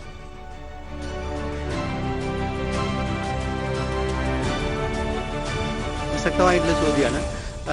നേരത്തെ പറഞ്ഞ പോലെ അതിന് മറുവശം ഉണ്ടാവാം, ചില ചൂഷണങ്ങൾ ഉണ്ടായി എന്ന് വരാം. അതിനുള്ള ഗവൺമെന്റ് തന്നെ പറയുന്ന ഒരു ഈ അഗ്രി റീഫോംസ് പ്രഖ്യാപിച്ച സമയത്ത് ഗവൺമെന്റ് തന്നെ പറഞ്ഞിട്ടുള്ള ഒരു പ്രധാനമായിട്ടുള്ള നിർദ്ദേശമുണ്ട്. അത് പ്രൊഡ്യൂസർ കോപ്പറേറ്റീവ് സെറ്റപ്പ് ചെയ്യുക എന്നുള്ളതാണ്, പ്രൊഡ്യൂസർ ഓർഗനൈസേഷൻസ്. ഇപ്പോൾ പാലിൻ്റെ കാര്യത്തിൽ നമ്മൾ വളരെ വിജയഗാഥയായി. ലോകത്തിലെ ഒരു കാര്യം ഓർക്കണം കേട്ടോ, അത് അധികം ആൾക്കാർക്ക് അറിയാത്തൊരു കാര്യമാണ്. ഇന്ത്യയിലത്തെ ഏറ്റവും മൂല്യമുള്ള അഗ്രികൾച്ചറൽ പ്രൊഡ്യൂസ് എന്ന് പറയുന്നത് പലരും ധരിച്ച പോലെ അരിയും ഗോതമ്പും കരിമ്പും അല്ല. അരിയുടെ മൊത്തം ഒരു വർഷത്തിൽ നമ്മൾ ഉൽപ്പാദിപ്പിക്കുന്ന മൊത്തം അരിയുടെയും മൊത്തം ഗോതമ്പിൻ്റെയും മൊത്തം കരിമ്പിൻ്റെയും മൂല്യം കൂട്ടിയാൽ എത്ര കിട്ടുന്നത് അതിനേക്കാളും കൂടുതലാണ് മൊത്തം പാലിൻ്റെ മൂല്യം. 99% ആളുകളും പലപ്പോഴും, ഞാൻ തന്നെ ചില ചർച്ചയിൽ പങ്കെടുത്തപ്പോൾ പിന്നീടാണ് ചില ആൾക്കാർ, വിദഗ്ധരായിട്ടുള്ള ആൾക്കാരുടെ പറഞ്ഞു ഇത് കാര്യം അറിയില്ലായിരുന്നു എന്നുള്ളത്. അപ്പോൾ ഈ മിൽക്കിൻ്റെ കാര്യത്തിൽ സക്സസ് സ്റ്റോറിയാണ്. ആ സക്സസ് സ്റ്റോറിക്ക് നേരത്തെ പറഞ്ഞ മോഡല് ഞാൻ പറഞ്ഞു. നെസ്ലെ എന്നുള്ള ബഹുരാഷ്ട്ര കമ്പനിയുണ്ട്, ഹാഡ്സൺ മുതലായിട്ടുള്ള ഡസൻ കണക്കിന് സ്വകാര്യ കോർപ്പറേറ്റുകളുണ്ട്. ഏറ്റവും വലിയ, ലോകത്തിലെ തന്നെ ഏറ്റവും വലിയ ഒരു കോപ്പറേറ്റീവായിട്ടുള്ള അമൂലുണ്ട്, നമ്മുടെ വർഗീസ് കുര്യൻ്റെ ബ്രെയിൻ ചൈൽഡ് ആയിട്ടുള്ളത്. ആ തരത്തിലുള്ള ഒരു ബിസിനസ് മോഡൽ ഈ അമൂൽ പ്രൊഡ്യൂസർ കോപ്പറേറ്റീവ്സ് ആണ്. ആ തരത്തിലുള്ള പ്രൊഡ്യൂസർ കോപ്പറേറ്റീവ്സ് സെറ്റപ്പ് ചെയ്യാൻ വേണ്ടിയിട്ട് ഗവൺമെന്റിന് 10,000 കോടി രൂപ അതിനുവേണ്ടി പ്രത്യേകിച്ച് നീക്കി വെച്ചിട്ടുണ്ട്. ഇതിനകത്ത് വന്ന് പറയുന്ന കാര്യങ്ങളാണ്. അപ്പോൾ സഞ്ജീവ് പറഞ്ഞ രീതിയിലുള്ള ഈ പ്രശ്നങ്ങൾ ഉണ്ടാവാം. ആ പ്രശ്നങ്ങൾ ഉണ്ടാവാതിരിക്കാൻ ഈ എക്സ്പ്ലോയിറ്റേഷൻ, പൊട്ടൻഷ്യൽ പോസിബിൾ പിന്നെ എക്സ്പ്ലോയിറ്റേഷൻ, അത് ഉണ്ടാവാതിരിക്കാൻ വേണ്ടിയിട്ട് പ്രൊഡ്യൂസർ കോപ്പറേറ്റീവ് സെറ്റപ്പ് ചെയ്യാനും അതിനെ ഇൻഫ്രാസ്ട്രക്ചർ ഡെവലപ്മെന്റിന് വേണ്ടിയിട്ടും പ്രത്യേകമായിട്ടുള്ള ഒരു ഫണ്ട് തന്നെ നീക്കി വെച്ചിട്ടുണ്ട്. അതിന് ആണ് കൂടുതൽ പ്രാമുഖ്യം കൊടുക്കേണ്ടത്. അതിനൊപ്പം തന്നെ റെഗുലേറ്ററി സംവിധാനവും ആവാം. പക്ഷേ റെഗുലേറ്ററി സംവിധാനത്തിനും പലപ്പോഴും പോരായ്മകളുണ്ട്. നമ്മുടെ ടെലികോം മേഖല ഇന്ന് ഒരു ഡുവോപ്പളിയാണ്. ഇൻ ഇഫക്റ്റ് 85% രണ്ട് കമ്പനിയാണ്. അത് വാസ്തവത്തിൽ എൻ്റെ വ്യക്തിപരമായിട്ടുള്ള അഭിപ്രായം അവിടെ try failed in regulating it properly. ഒരു ഡുവോപ്പളിയിലേക്ക് എത്തി. അത് റെഗുലേഷൻ്റെ ഫെയിലിയറാണ്. അപ്പോൾ regulation is not a solution to the problem. പക്ഷെ അതും കൂടെ വേണം. ഇതെല്ലാം കൂടെ കൂടിയിട്ടുള്ള ഒരു കോംപ്രിഹെൻസീവ് പാക്കേജാണ് വേണ്ടത്. ഡോക്ടർ സ്ഥാനു നായർ, കാർഷിക രംഗത്ത് ഇപ്പോൾ ഉന്നയിക്കപ്പെട്ട പ്രശ്നങ്ങൾ, അതേക്കുറിച്ച് താങ്കൾക്ക് കൂടുതലായി വിശദീകരിക്കാനുള്ളത്?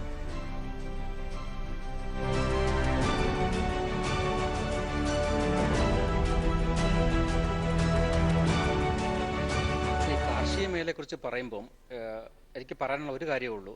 നമ്മൾ കഴിഞ്ഞ 30 വർഷമായിട്ട് ഈ സാമ്പത്തിക ഉദാരവൽക്കരണം നമ്മൾ ഇംപ്ലിമെൻറ്റ് ചെയ്യുന്നുണ്ട് ഇന്ത്യയിൽ. അതിൻ്റെ ഭാഗമായിട്ട് നമ്മൾ എല്ലാ മേഖലകളും നമ്മൾ ഈ പറയുന്ന പോലെ പരിഷ്കരിക്കപ്പെട്ട് കഴിഞ്ഞു, അതായത് മോഡേണൈസേഷൻ വന്നു കഴിഞ്ഞു. എന്തുകൊണ്ട് ഈ കാർഷിക മേഖലയിൽ മാത്രം ഈ മോഡേണൈസേഷൻ അല്ലെങ്കിൽ പരിഷ്കാരത്തെ കുറിച്ച് പറയുമ്പം നമ്മൾ ഇത്രയും സെൻസിറ്റീവ് ആകുന്നത്? കാരണം നമ്മൾ സാധാരണ ഒരു ടാക്സി, അതായത് ഒരു ട്രാൻസ്പോർട്ടേഷൻ സെക്ടർ, അവിടെ ഇപ്പം ഊബർ, യൂല വന്ന് അവിടെ റെവല്യൂഷൻ വന്നു കഴിഞ്ഞു. സാധാരണ ഒരു സലൂൺ പോലും ഇന്ന് പ്രൈവറ്റൈസേഷൻ കാരണം, മോഡേണൈസേഷൻ കാരണം പല രീതിയിലും മാറിക്കഴിഞ്ഞു. പക്ഷേ കാർഷിക മേഖല എന്ന് പറയുമ്പോൾ നമുക്ക് വല്ലാത്തൊരു ഒരു സെൻസിറ്റീവ് മേഖല ആയതുകൊണ്ടായിരിക്കാം എനിക്കറിയില്ല. പക്ഷേ നമ്മൾ കർഷകരെ കുറിച്ച് കൂടുതൽ വേവലാതിപ്പെട്ടിട്ട് അവർക്കും നല്ലൊരു സൊല്യൂഷൻ പറയുമ്പം അത് ഇംപ്ലിമെൻറ്റ് ചെയ്യാൻ പറ്റാത്തൊരു സിറ്റുവേഷനാണ് ഇപ്പം രാജ്യത്തിലുള്ളത്. അപ്പം അതുകൊണ്ടാണ് ഈ ലോ വന്നപ്പം കർഷകർ അത് കറക്റ്റായിട്ട് കമ്മ്യൂണിക്കേറ്റ് ചെയ്തുകൊണ്ടാണോ, അല്ലെങ്കിൽ ചെയ്യാത്തത് കൊണ്ടാണോ, അല്ലെങ്കിൽ രാഷ്ട്രീയ ഇടപെടൽ കൊണ്ടാണോ, എന്താണെന്ന് അറിയില്ല. പക്ഷേ അത് പ്രോപ്പറായിട്ട് ഇംപ്ലിമെൻറ്റ് ചെയ്യാൻ പറ്റിയില്ല. നേരത്തെ സജീവ് പറഞ്ഞ പോലെ ആശയം വളരെ നല്ലതാണ്. അതായത് എല്ലാ സെക്ടറിലും നമുക്ക് റെഗുലേറ്റേഴ്സ് ഉണ്ട്, പക്ഷേ കാർഷിക മേഖലയിൽ നമുക്കൊരു റെഗുലേറ്റർ ഇല്ല. അതുകൊണ്ടാണ് ഈ പർട്ടിക്കുലർ ലോ, ഈ നമ്മൾ കോൺട്രാക്ട് ഫാമിംഗ് ലോ എടുത്ത് നോക്കിയാൽ വളരെ ക്ലിയർ ആയിട്ട് അതിൽ പറയുന്നുണ്ട്. ഈ ലോ കൊണ്ടുവരുന്നതിൻ്റെ ഉദ്ദേശമേ എന്താണെന്ന് വെച്ചാൽ കർഷകനും ഒരു പ്രൈവറ്റ് പാർട്ടിയും തമ്മിൽ ഒരു കോൺട്രാക്റ്റിൽ ഏർപ്പെടുമ്പോൾ നമുക്കെല്ലാവർക്കും അറിയാം കർഷകൻ എന്ന് പറയുന്നത് ഒരു ദുർബലമായിട്ടുള്ള ഒരു പാർട്ടിയാണ്. അതായത് കോർപ്പറേറ്റിന് നല്ല ശക്തിയുണ്ട്, പണമുണ്ട്, പക്ഷേ കർഷകനെ സംബന്ധിച്ചിടത്തോളം ദുർബലനാണ്. അപ്പം അങ്ങനെ ഒരു അൺഈക്വലായിട്ടുള്ള രണ്ട് പാർട്ടീസ് ഒരു കോൺട്രാക്റ്റിൽ വരുമ്പം ഈ ദുർബലമായിട്ടുള്ള ആ പാർട്ടിക്ക് നമുക്ക് സപ്പോർട്ട് കൊടുക്കണം, പ്രൊട്ടക്ഷൻ വേണം. അപ്പം ആ പ്രൊട്ടക്ഷനാണ് ഈ ലോ ക്ലിയറായിട്ട് പറയുന്നുള്ളത്. ആ ലോ വായിച്ചാൽ ക്ലിയറായിട്ട് അറിയാം ആ ലോ ആക്ച്വലി ഫാർമർ ഫ്രണ്ട്ലിയാണ്, കോർപ്പറേറ്റ് ഫ്രണ്ട്ലി അല്ല. ഞാൻ അതിനെക്കുറിച്ച് റിസർച്ച് ചെയ്തിട്ടുണ്ട്, ഞാൻ പല സ്റ്റേക്ക് ഹോൾഡറുമായിട്ട് സംസാരിച്ചിട്ടുണ്ട്. ഒരു സെക്ഷൻ ഓഫ് ദ ഫാമേഴ്സ് ഈ ലോന് അവർ സപ്പോർട്ട് ചെയ്യുന്നുണ്ട്, വേണമെന്നാണ് പറയുന്നത്. കേരളത്തിൽ പോലും കർഷകർ പറയുന്നുണ്ട് ഇങ്ങനെ ലോ വേണം, കാരണം വന്നാൽ ഞങ്ങൾക്ക് നല്ലതാണ്, അല്ലെങ്കിൽ നമ്മൾ കോർപ്പറേറ്റ്സ് ഞങ്ങളെ ചൂഷണം ചെയ്യുന്നുള്ള പേടി അവർക്കുണ്ട്. അതുകൊണ്ടാണ് ഈ ഗവൺമെൻറ് ഈ 2 നിയമം കൊണ്ടുവന്നത്. നമ്മളൊരു നിയമം കൊണ്ടുവന്നാൽ ഒരു റെഗുലേഷൻ വരും, റെഗുലേഷൻ വന്നാൽ ഈ 2 പാർട്ടിക്കും പ്രൊട്ടക്ഷൻ കിട്ടും. പക്ഷേ എന്തുകൊണ്ടോ അത് കറക്റ്റായിട്ട് ആൾക്കാർക്ക് മനസ്സിലായിട്ടില്ല. എന്തുകൊണ്ടാണ് ഈ റെഗുലേഷൻ, അത് ആർക്കാണ് ഗുണം എന്നുള്ള കുറിച്ച് പ്രോപ്പറായിട്ടൊരു കമ്മ്യൂണിക്കേഷൻ നടത്തിയിട്ടില്ല. അത് അതിനെക്കുറിച്ച് ആരും പ്രോപ്പറായിട്ട് പഠിച്ചിട്ട് പോലുമില്ല. അപ്പം അതുകൊണ്ടാണ് എനിക്ക് തോന്നുന്നത് ഇത്രയും ഒരു ഒപ്പോസിഷൻ വരുന്നുണ്ട്. അപ്പം അങ്ങനെ വരുമ്പം എനിക്ക് പറയാനുള്ളത്, ഗവൺമെൻറ് കൃഷി മേഖലയിൽ വേണ്ടെന്നല്ല, ഗവൺമെൻറ് തീർച്ചയായിട്ടും വേണം, ഗവൺമെൻറ് പ്രസൻസ് വേണം. അത് ബഡ്ജറ്ററി സപ്പോർട്ടായിരിക്കാം, അല്ലെങ്കിൽ കർഷകർക്ക് ആവശ്യമായിട്ടുള്ള ഇൻഫ്രാസ്ട്രക്ചർ സപ്പോർട്ട് ക്രിയേറ്റ് ചെയ്തായിരിക്കാം, അല്ലെങ്കിൽ കർഷകർക്ക് ആവശ്യമായിട്ടുള്ള ലോ, അത് റെഗുലേറ്ററി സിസ്റ്റം ക്രിയേറ്റ് ചെയ്ത് കൊണ്ടുവരുന്നതായിരിക്കാം. അങ്ങനത്തെ കാര്യത്തിൽ ഗവൺമെൻറ്റിൻ്റെ പ്രസൻസ് വേണം. അതേസമയം നമുക്കെല്ലാവർക്കും അറിയാം ഇന്ന് എല്ലാ മേഖലയിലും ഗവൺമെൻറ് മാത്രമല്ല ഉള്ളത്, പ്രൈവറ്റ് സെക്ടറുമുണ്ട്. അപ്പം നമുക്കറിയാം പ്രൈവറ്റ് സെക്ടറിൻ്റെ റോൾ വളരെ ഇമ്പോർട്ടൻ്റ് ആണ്. കാരണം ഗവൺമെൻറ്റും പ്രൈവറ്റ് സെക്ടറും ഉണ്ടായാലേ ഉള്ളൂ കൂടുതൽ ബിസിനസ് ഓപ്പർച്യൂണിറ്റി വളർത്തത്തുള്ളൂ. അങ്ങനെ വരുമ്പം നമ്മൾ പ്രൈവറ്റ് സെക്ടറും കാർഷിക മേഖലയിൽ കൊണ്ടുവരേണ്ട ആവശ്യം ഉണ്ട്. ലോകമെമ്പാടും നമ്മൾ കണ്ടു കഴിഞ്ഞു ഈ പ്രൈവറ്റ് സെക്ടർ വന്നതുകൊണ്ട് നേരത്തെ പറഞ്ഞ പോലെ ഗുണങ്ങളുമുണ്ട്, ദോഷമുണ്ട് എന്നും പറഞ്ഞുകൊണ്ട് ഇവിടെ തീർച്ചയായും ആ ദോഷം നമുക്ക് കുറയ്ക്കാനായിട്ട് ഞാൻ തിരിച്ചു വരാം. ഇവിടെ മനസ്സിലാക്കേണ്ട ഒരു കാര്യം, യൂറോപ്യൻ യൂണിയൻ ഫുഡ് സ്റ്റാൻഡേർഡ്സ് അനുസരിച്ചുകൊണ്ടുള്ള ഉൽപ്പന്നങ്ങൾ ഉണ്ടാക്കി കയറ്റുമതി ചെയ്യുന്ന സഹകരണ സംഘങ്ങൾ ഇന്ത്യയിൽ തന്നെ നിലനിൽക്കുന്നുണ്ട്, അന്താരാഷ്ട്ര തലത്തിൽ മത്സരിക്കുന്നുണ്ട് എന്നുള്ളൊരു വസ്തുത കൂടി നമ്മുടെ മുന്നിൽ നിൽക്കുന്നുണ്ട്. സ്വാഭാവികമായും പുതിയ അവസരങ്ങൾ കർഷകർക്ക് ലഭിക്കേണ്ടതാണ്. അതിൻ്റെ പിന്നിലുള്ള തർക്കങ്ങൾ പരിഹരിക്കപ്പെടട്ടെ എന്ന് പ്രത്യാശിക്കാം. ഏതായാലും മറ്റൊരു പ്രധാനപ്പെട്ട മേഖല നമ്മുടെ തൊഴിൽ ലഭ്യതയെ സംബന്ധിച്ചുള്ളതാണ്, തൊഴിലിനെ സംബന്ധിച്ചിട്ടുള്ളതാണ്. COVID-19 ശേഷം നമുക്കറിയാം ഏറ്റവും കൂടുതൽ ജനങ്ങൾ കഷ്ടപ്പെട്ടത് അസംഘടിത മേഖലയിലെ തൊഴിൽ നഷ്ടമാണ്. തീർച്ചയായും സമ്പദ് രംഗത്ത് നിശ്ചലാവസ്ഥ വന്നപ്പോൾ കൺസ്ട്രക്ഷൻ, മാനുഫാക്ചറിംഗ് തുടങ്ങിയ എല്ലാ മേഖലകളിലുമുള്ള അസംഘടിത മേഖലയിലുള്ള തൊഴിലുകൾ മുഴുവൻ ഒറ്റയടിക്ക് നിലച്ചുപോയവ പക്ഷേ അൺലോക്ക് പ്രക്രിയയിൽ അതേപടി തിരിച്ചു വന്നോ എന്നുള്ളതാണ് ചോദ്യം. ഇന്റർനാഷണൽ ലേബർ ഓർഗനൈസേഷന്റെ കണക്കനുസരിച്ച് ഈ പറയുന്ന ദിവസക്കൂലിക്കാരാവട്ടെ, കരാർ തൊഴിലാളികളാവട്ടെ, അതല്ലെങ്കിൽ ഫാക്ടറി തൊഴിലാളികളാവട്ടെ, വിവിധ കാറ്റഗറികളിലുള്ള പല തൊഴിൽ ചെയ്തിരുന്ന ആളുകളും, അതിൽ കാർഷിക തൊഴിലുകളുടെ കാര്യത്തിൽ മാത്രമാണ് വ്യത്യസ്തമായൊരു ചിത്രമുള്ളത്. വ്യാവസായിക രംഗത്തും മാനുഫാക്ചറിംഗ് രംഗത്തും സർവീസ് രംഗത്ത് പ്രത്യേകിച്ചും ജോലിയെടുക്കുന്നവരുടെ തൊഴിൽ ലഭ്യത വലിയ രീതിയിൽ ഇടിഞ്ഞു താണിരിക്കുന്നു. ഇത് ഒരു പക്ഷേ എക്കണോമിയിൽ അല്ലെങ്കിൽ സമ്പദ് വ്യവസ്ഥയിൽ ദൂരവ്യാപകമായ നെഗറ്റീവ് ഫലം ഉണ്ടാക്കിയേക്കാം എന്നുള്ള തരത്തിലുള്ള പഠനങ്ങളും വന്നിട്ടുണ്ട്. ഡോക്ടർ ഷൈജ്മോൻ. ഇത് വളരെ വലിയൊരു പ്രശ്നമാണ്. കോവിഡിൻ്റെ പശ്ചാത്തലത്തിൽ നമ്മൾ നോക്കിയാൽ ഇവിടെ സൂചിപ്പിച്ചതുപോലെ അസംഘടിത മേഖല എന്നല്ല, സംഘടിത മേഖല ആയിക്കോട്ടെ, ഏത് മേഖല ആയിക്കോട്ടെ, തൊഴിൽ നഷ്ടം വളരെ വലുതാണ്. നമ്മുടെ ഇന്ത്യയിൽ നോക്കിയാൽ ഇന്ത്യയുടെ ഒരു പ്രത്യേകതയാണ് ഈ ഗ്രോത്ത് ജനറേറ്റിംഗ് സെക്ടേഴ്സായിട്ട് ചില സെക്ടേഴ്സിനെ ഐഡൻറ്റിഫൈ ചെയ്തിട്ടുണ്ട്. അതായത് ഇപ്പോൾ ഇവിടെ സൂചിപ്പിച്ചതുപോലെ കൺസ്ട്രക്ഷൻ, ഓട്ടോമൊബൈൽസ്, അല്ലെങ്കിൽ ടൂറിസം, ഇങ്ങനെയുള്ള മേഖലകൾ, ഈ മേഖലകളിലാണ് ഈ സപ്ലൈ ചെയിൻ കംപ്ലീറ്റ് ആയിട്ട് ഡിസ്റപ്റ്റ് ചെയ്ത്, ഇവിടെ വിജയകുമാർ സാർ എന്നെ സൂചിപ്പിച്ചു, കംപ്ലീറ്റ് ഡിസ്റപ്റ്റ് ചെയ്തതുകൊണ്ട് ഈ തിരിച്ച് ഈ ഉൽപ്പാദനത്തിലേക്ക് വരാനായിട്ട് നമ്മളിങ്ങനെ ട്രൈ ചെയ്തുകൊണ്ടിരിക്കുകയാണ്. ഇവിടെ സംഭവിച്ചത് ഇത്രയും ജനങ്ങൾക്ക് ഇതിനുമായിട്ട് ബന്ധപ്പെട്ട ഈ അസംഘടിത മേഖലയുമായിട്ട് ബന്ധപ്പെട്ട ജനങ്ങൾക്ക് നഷ്ടം സംഭവിച്ചു. നമുക്ക് മൈഗ്രേഷൻ്റെ പ്രശ്നങ്ങളൊക്കെ നമ്മൾ ചർച്ച ചെയ്തതാണ്, പല ഘട്ടങ്ങളിൽ ചർച്ച ചെയ്തതാണ്. ഒരുപാട് ആൾക്കാർക്ക് തൊഴിൽ നഷ്ടപ്പെട്ടിട്ടുണ്ടായത്. ഇവിടെ മാത്രമല്ല, ഇതൊരു ആഗോള പ്രതിഭാസമായതുകൊണ്ട് തന്നെ മറ്റു രാജ്യങ്ങളിൽ തൊഴിൽ നഷ്ടപ്പെട്ട ആൾക്കാർ ഇങ്ങോട്ട് വരാനും കൂടി തുടങ്ങി. അപ്പോൾ ഇതെല്ലാം കൂടി സമ്പദ് വ്യവസ്ഥയിൽ ഈ ഒരു ബഡ്ജറ്റിലും നമ്മളിപ്പോൾ നോക്കുന്നത് തന്നെയും എന്ത് പ്രോഗ്രാംസാണ് ഇനി എംപ്ലോയ്മെൻറ്റ് ജനറേഷന് വേണ്ടി സ്പെസിഫിക് ആയിട്ടുള്ള പ്രോഗ്രാം ഈ അൺഓർഗനൈസ്ഡ് സെക്ടറിലേക്ക് വേണ്ടി ഗവൺമെൻറ് അനൗൺസ് ചെയ്യാൻ പോകുന്നുണ്ടോ? കുറച്ചൊക്കെ ചില പ്രഖ്യാപനങ്ങളൊക്കെ നമ്മൾ ചെറിയ ഇപ്പം ഫിനാൻസ് മിനിസ്റ്റർ അനൗൺസ് ചെയ്ത വേരിയസ് പാക്കേജസിൽ ഉണ്ടായിരുന്നെങ്കിലും ഒരു കോംപ്രഹെൻസീവ് ആയിട്ടുള്ള പാക്കേജ് എംപ്ലോയ്മെൻറ്റ് ജനറേഷന് വേണ്ടി എന്താണ് കൊണ്ടുവരാൻ പോകുന്നുള്ളത് നോക്കൂ. ഇനി MSME സെക്ടർ, ചെറുകിട സൂക്ഷ്മ സെക്ടറുകൾ നോക്കിയാൽ 70 മില്യൺ MSMEs ആണ് ഇന്ത്യയിലുള്ളത്. 70 മില്യൺ ഈ സാമ്പത്തിക സർവേയിൽ തന്നെ പറയുന്നതാണ്. അത് 120 മില്യൺ ജോബ്സാണ് ക്രിയേറ്റ് ചെയ്തുകൊണ്ടിരുന്നത്. അതായത് അതിൻ്റെ അർത്ഥം രാജ്യത്തിൻ്റെ ഔട്ട്പുട്ടിൻ്റെ 30% ഈ MSME സെക്ടറിൽ നിന്നാണ് വരുന്നത്. അവിടെയാണ് ഏറ്റവും കൂടുതൽ അസംഘടിതമായിട്ടുള്ള തൊഴിലാളികൾ ജോലി ചെയ്യുന്നത്. 49% exports, 45% manufacturing output, 30% employment generation. അപ്പോൾ ഈ സെക്ടറിനെയാണ് ഏറ്റവും വലുതായിട്ട് ഈ കോവിഡ് നമ്മൾ ബാധിച്ചതും അത് തിരിച്ചു വരാൻ. അപ്പോൾ ഇവിടെ ബ്രേക്ക് ചെയ്യ സപ്ലൈ ചെയിൻ ഈസി അല്ല തിരിച്ചു വരാനായിട്ട്. നമ്മുടെ സമ്പദ് വ്യവസ്ഥ നോക്കിയാൽ മിക്ക ഉൽപ്പന്നങ്ങളും ഈ പരസ്പരം ബന്ധപ്പെട്ടിരിക്കുകയാണ്. ചിലപ്പോൾ ഒരുപക്ഷെ ഒരു പ്രത്യേകതയാണ് നമ്മുടെ ഈ ജനസംഖ്യ കൂടുതലും ജനസാന്ദ്രത കൂടുതലും ആയിട്ടുള്ള ഒരു ഏരിയ ആയതുകൊണ്ടും അങ്ങനത്തെയുള്ള ഉൽപ്പന്നങ്ങളിൽ കൂടുതൽ ഡിപ്പെൻഡ് ചെയ്തുകൊണ്ടും ആവാം ഈ സപ്ലൈ ചെയിൻസ് റൂറൽ എക്കോണമിയിൽ ഒരുപാട് ബ്രേക്ക് ചെയ്തിട്ടുണ്ട്. ഇതിനെ കണക്ട് ചെയ്യുക എന്നുള്ളതാണ്. നമ്മളിപ്പോൾ കാണുന്ന ഇൻഡസ്ട്രിയൽ പ്രൊഡക്ഷൻ്റെ ഗ്രോത്തും ഒക്കെ ഒരു പരിധിവരെയുള്ള ഫൈനൽ ഔട്ട്പുട്ടിൻ്റെ ഗ്രോത്താണ്. പക്ഷേ ഇതിൽ ലിങ്ക് ചെയ്തിരിക്കുന്ന കുറേ ബ്രേക്കേജസ് ഇത് എങ്ങനെ റീകൂപ്പ് ചെയ്ത് വരുന്നു എന്നുള്ളത് വളരെ ഇമ്പോർട്ടൻ്റ് ആണ്. ഇവിടെ ഗവൺമെന്റിന്റെ ഇന്റർവെൻഷൻ ചോദിച്ചോട്ടെ. ഇപ്പോൾ പ്രൊഡക്ഷൻ ലിങ്ക്ഡ് ഇൻസെന്റീവ് സ്കീംസ് കഴിഞ്ഞ ബജറ്റിൽ പ്രഖ്യാപിച്ചു. MSMEക്ക് ഡയറക്റ്റ് അല്ല, പലതരത്തിൽ. ഇപ്പോൾ ഉദാഹരണത്തിന് ഇലക്ട്രിക്കൽ കാറുകൾ, അതുപോലെ ഹൈബ്രിഡ് വെഹിക്കിൾസ് തുടങ്ങിയിട്ടുള്ള സംഭവങ്ങൾക്കൊക്കെ, അപ്പം തുടങ്ങിയ ഉൽപ്പന്നങ്ങൾക്കൊക്കെ. അപ്പം ഇത്തരത്തിലുള്ള ഇതിൻ്റെയൊക്കെ ഒരു തുടർച്ച ഒരുപക്ഷെ ബജറ്റിൽ ഉണ്ടാവും. പക്ഷെ ആ തുടർച്ച സസ്റ്റൈനബിൾ ആയിട്ടുള്ള തുടർച്ച അത് സാധ്യമാണോ എന്നുള്ളത്? അല്ല, അതാണ് സാധ്യമാക്കിയേ മതിയാവൂ. ഇപ്പോഴത്തെ നമുക്ക് വാല്യൂ അഡിഷൻ കൂടുതലും GDP കൂടുതലും ഉണ്ടാക്കണമെന്നുണ്ടെങ്കിൽ ഇൻഡസ്ട്രിയൽ സെക്ടറിലും, അല്ലെങ്കിൽ ഇൻഡസ്ട്രിയൽ സെക്ടർ എന്ന് വെച്ചാൽ നമ്മൾ MSME ആയിട്ട് കെട്ടുപിണഞ്ഞ് കിടക്കുകയാണ്. അതിൽ തന്നെ അൺഓർഗനൈസ്ഡ് സെക്ടർ, ഇതൊരു കോംപ്ലക്സ് ആയിട്ടുള്ള വെബാണ്. ഈ കോംപ്ലക്സ് വെബിനെ ട്രീറ്റ് ചെയ്യുന്നത് നമുക്ക് ഒരു വളരെ വലിയ റിഫോം കൊണ്ടുവന്ന് മാത്രം പറ്റില്ല. ഇതിനെ കൂടി ഗവൺമെൻറ്റിൻ്റെ ഇനിഷ്യേറ്റീവിൽ, അത് സെൻട്രൽ അല്ല സ്റ്റേറ്റ് ഗവൺമെൻറ്റുകളെല്ലാം യോജിച്ചുകൊണ്ട് ആ ഇനിഷ്യേറ്റീവിൽ റൂറൽ ബ്രേക്കപ്പുകൾ എല്ലാം മാറ്റി വന്നാൽ മാത്രമേ നമുക്കിപ്പം കൺസ്ട്രക്ഷൻ സെക്ടർ നോക്കൂ, ഇപ്പോൾ കുറേ ബൂം ഇങ്ങനെ വരുന്നുണ്ട്. അതുകൊണ്ട് തന്നെയാണ് ഇപ്പോൾ മോണിറ്ററി സ്റ്റിമുലസ് പാക്കേജ് പ്രഖ്യാപിച്ചപ്പോഴും ഗവൺമെൻറ് ഫിസ്ക്കൽ സ്റ്റിമുലസിലും ഒക്കെ ആ സെക്ടറിന് വേണ്ടിയുള്ള ചില നയങ്ങൾ കൊണ്ടുവന്നത് കൊണ്ട് കൂടുതൽ ഇൻവെസ്റ്റ്മെൻറ്റ് വരുന്നു. അതുപോലെ തന്നെ ഓട്ടോമൊബൈൽ ഇൻഡസ്ട്രി, ടൂറിസം ഇൻഡസ്ട്രി, ഇതെല്ലാം വരുന്നുണ്ട്. പക്ഷേ ഇത് ഈ ഇൻഫോർമൽ സെക്ടറിൻ്റെ എംപ്ലോയ്മെൻറ്റ് ജനറേഷൻ വളരെ ഇൻറ്റൻസീവായിട്ട് കൂടണം. ആ കൂടിയാൽ ആ ജനറേറ്റ് ചെയ്യണം.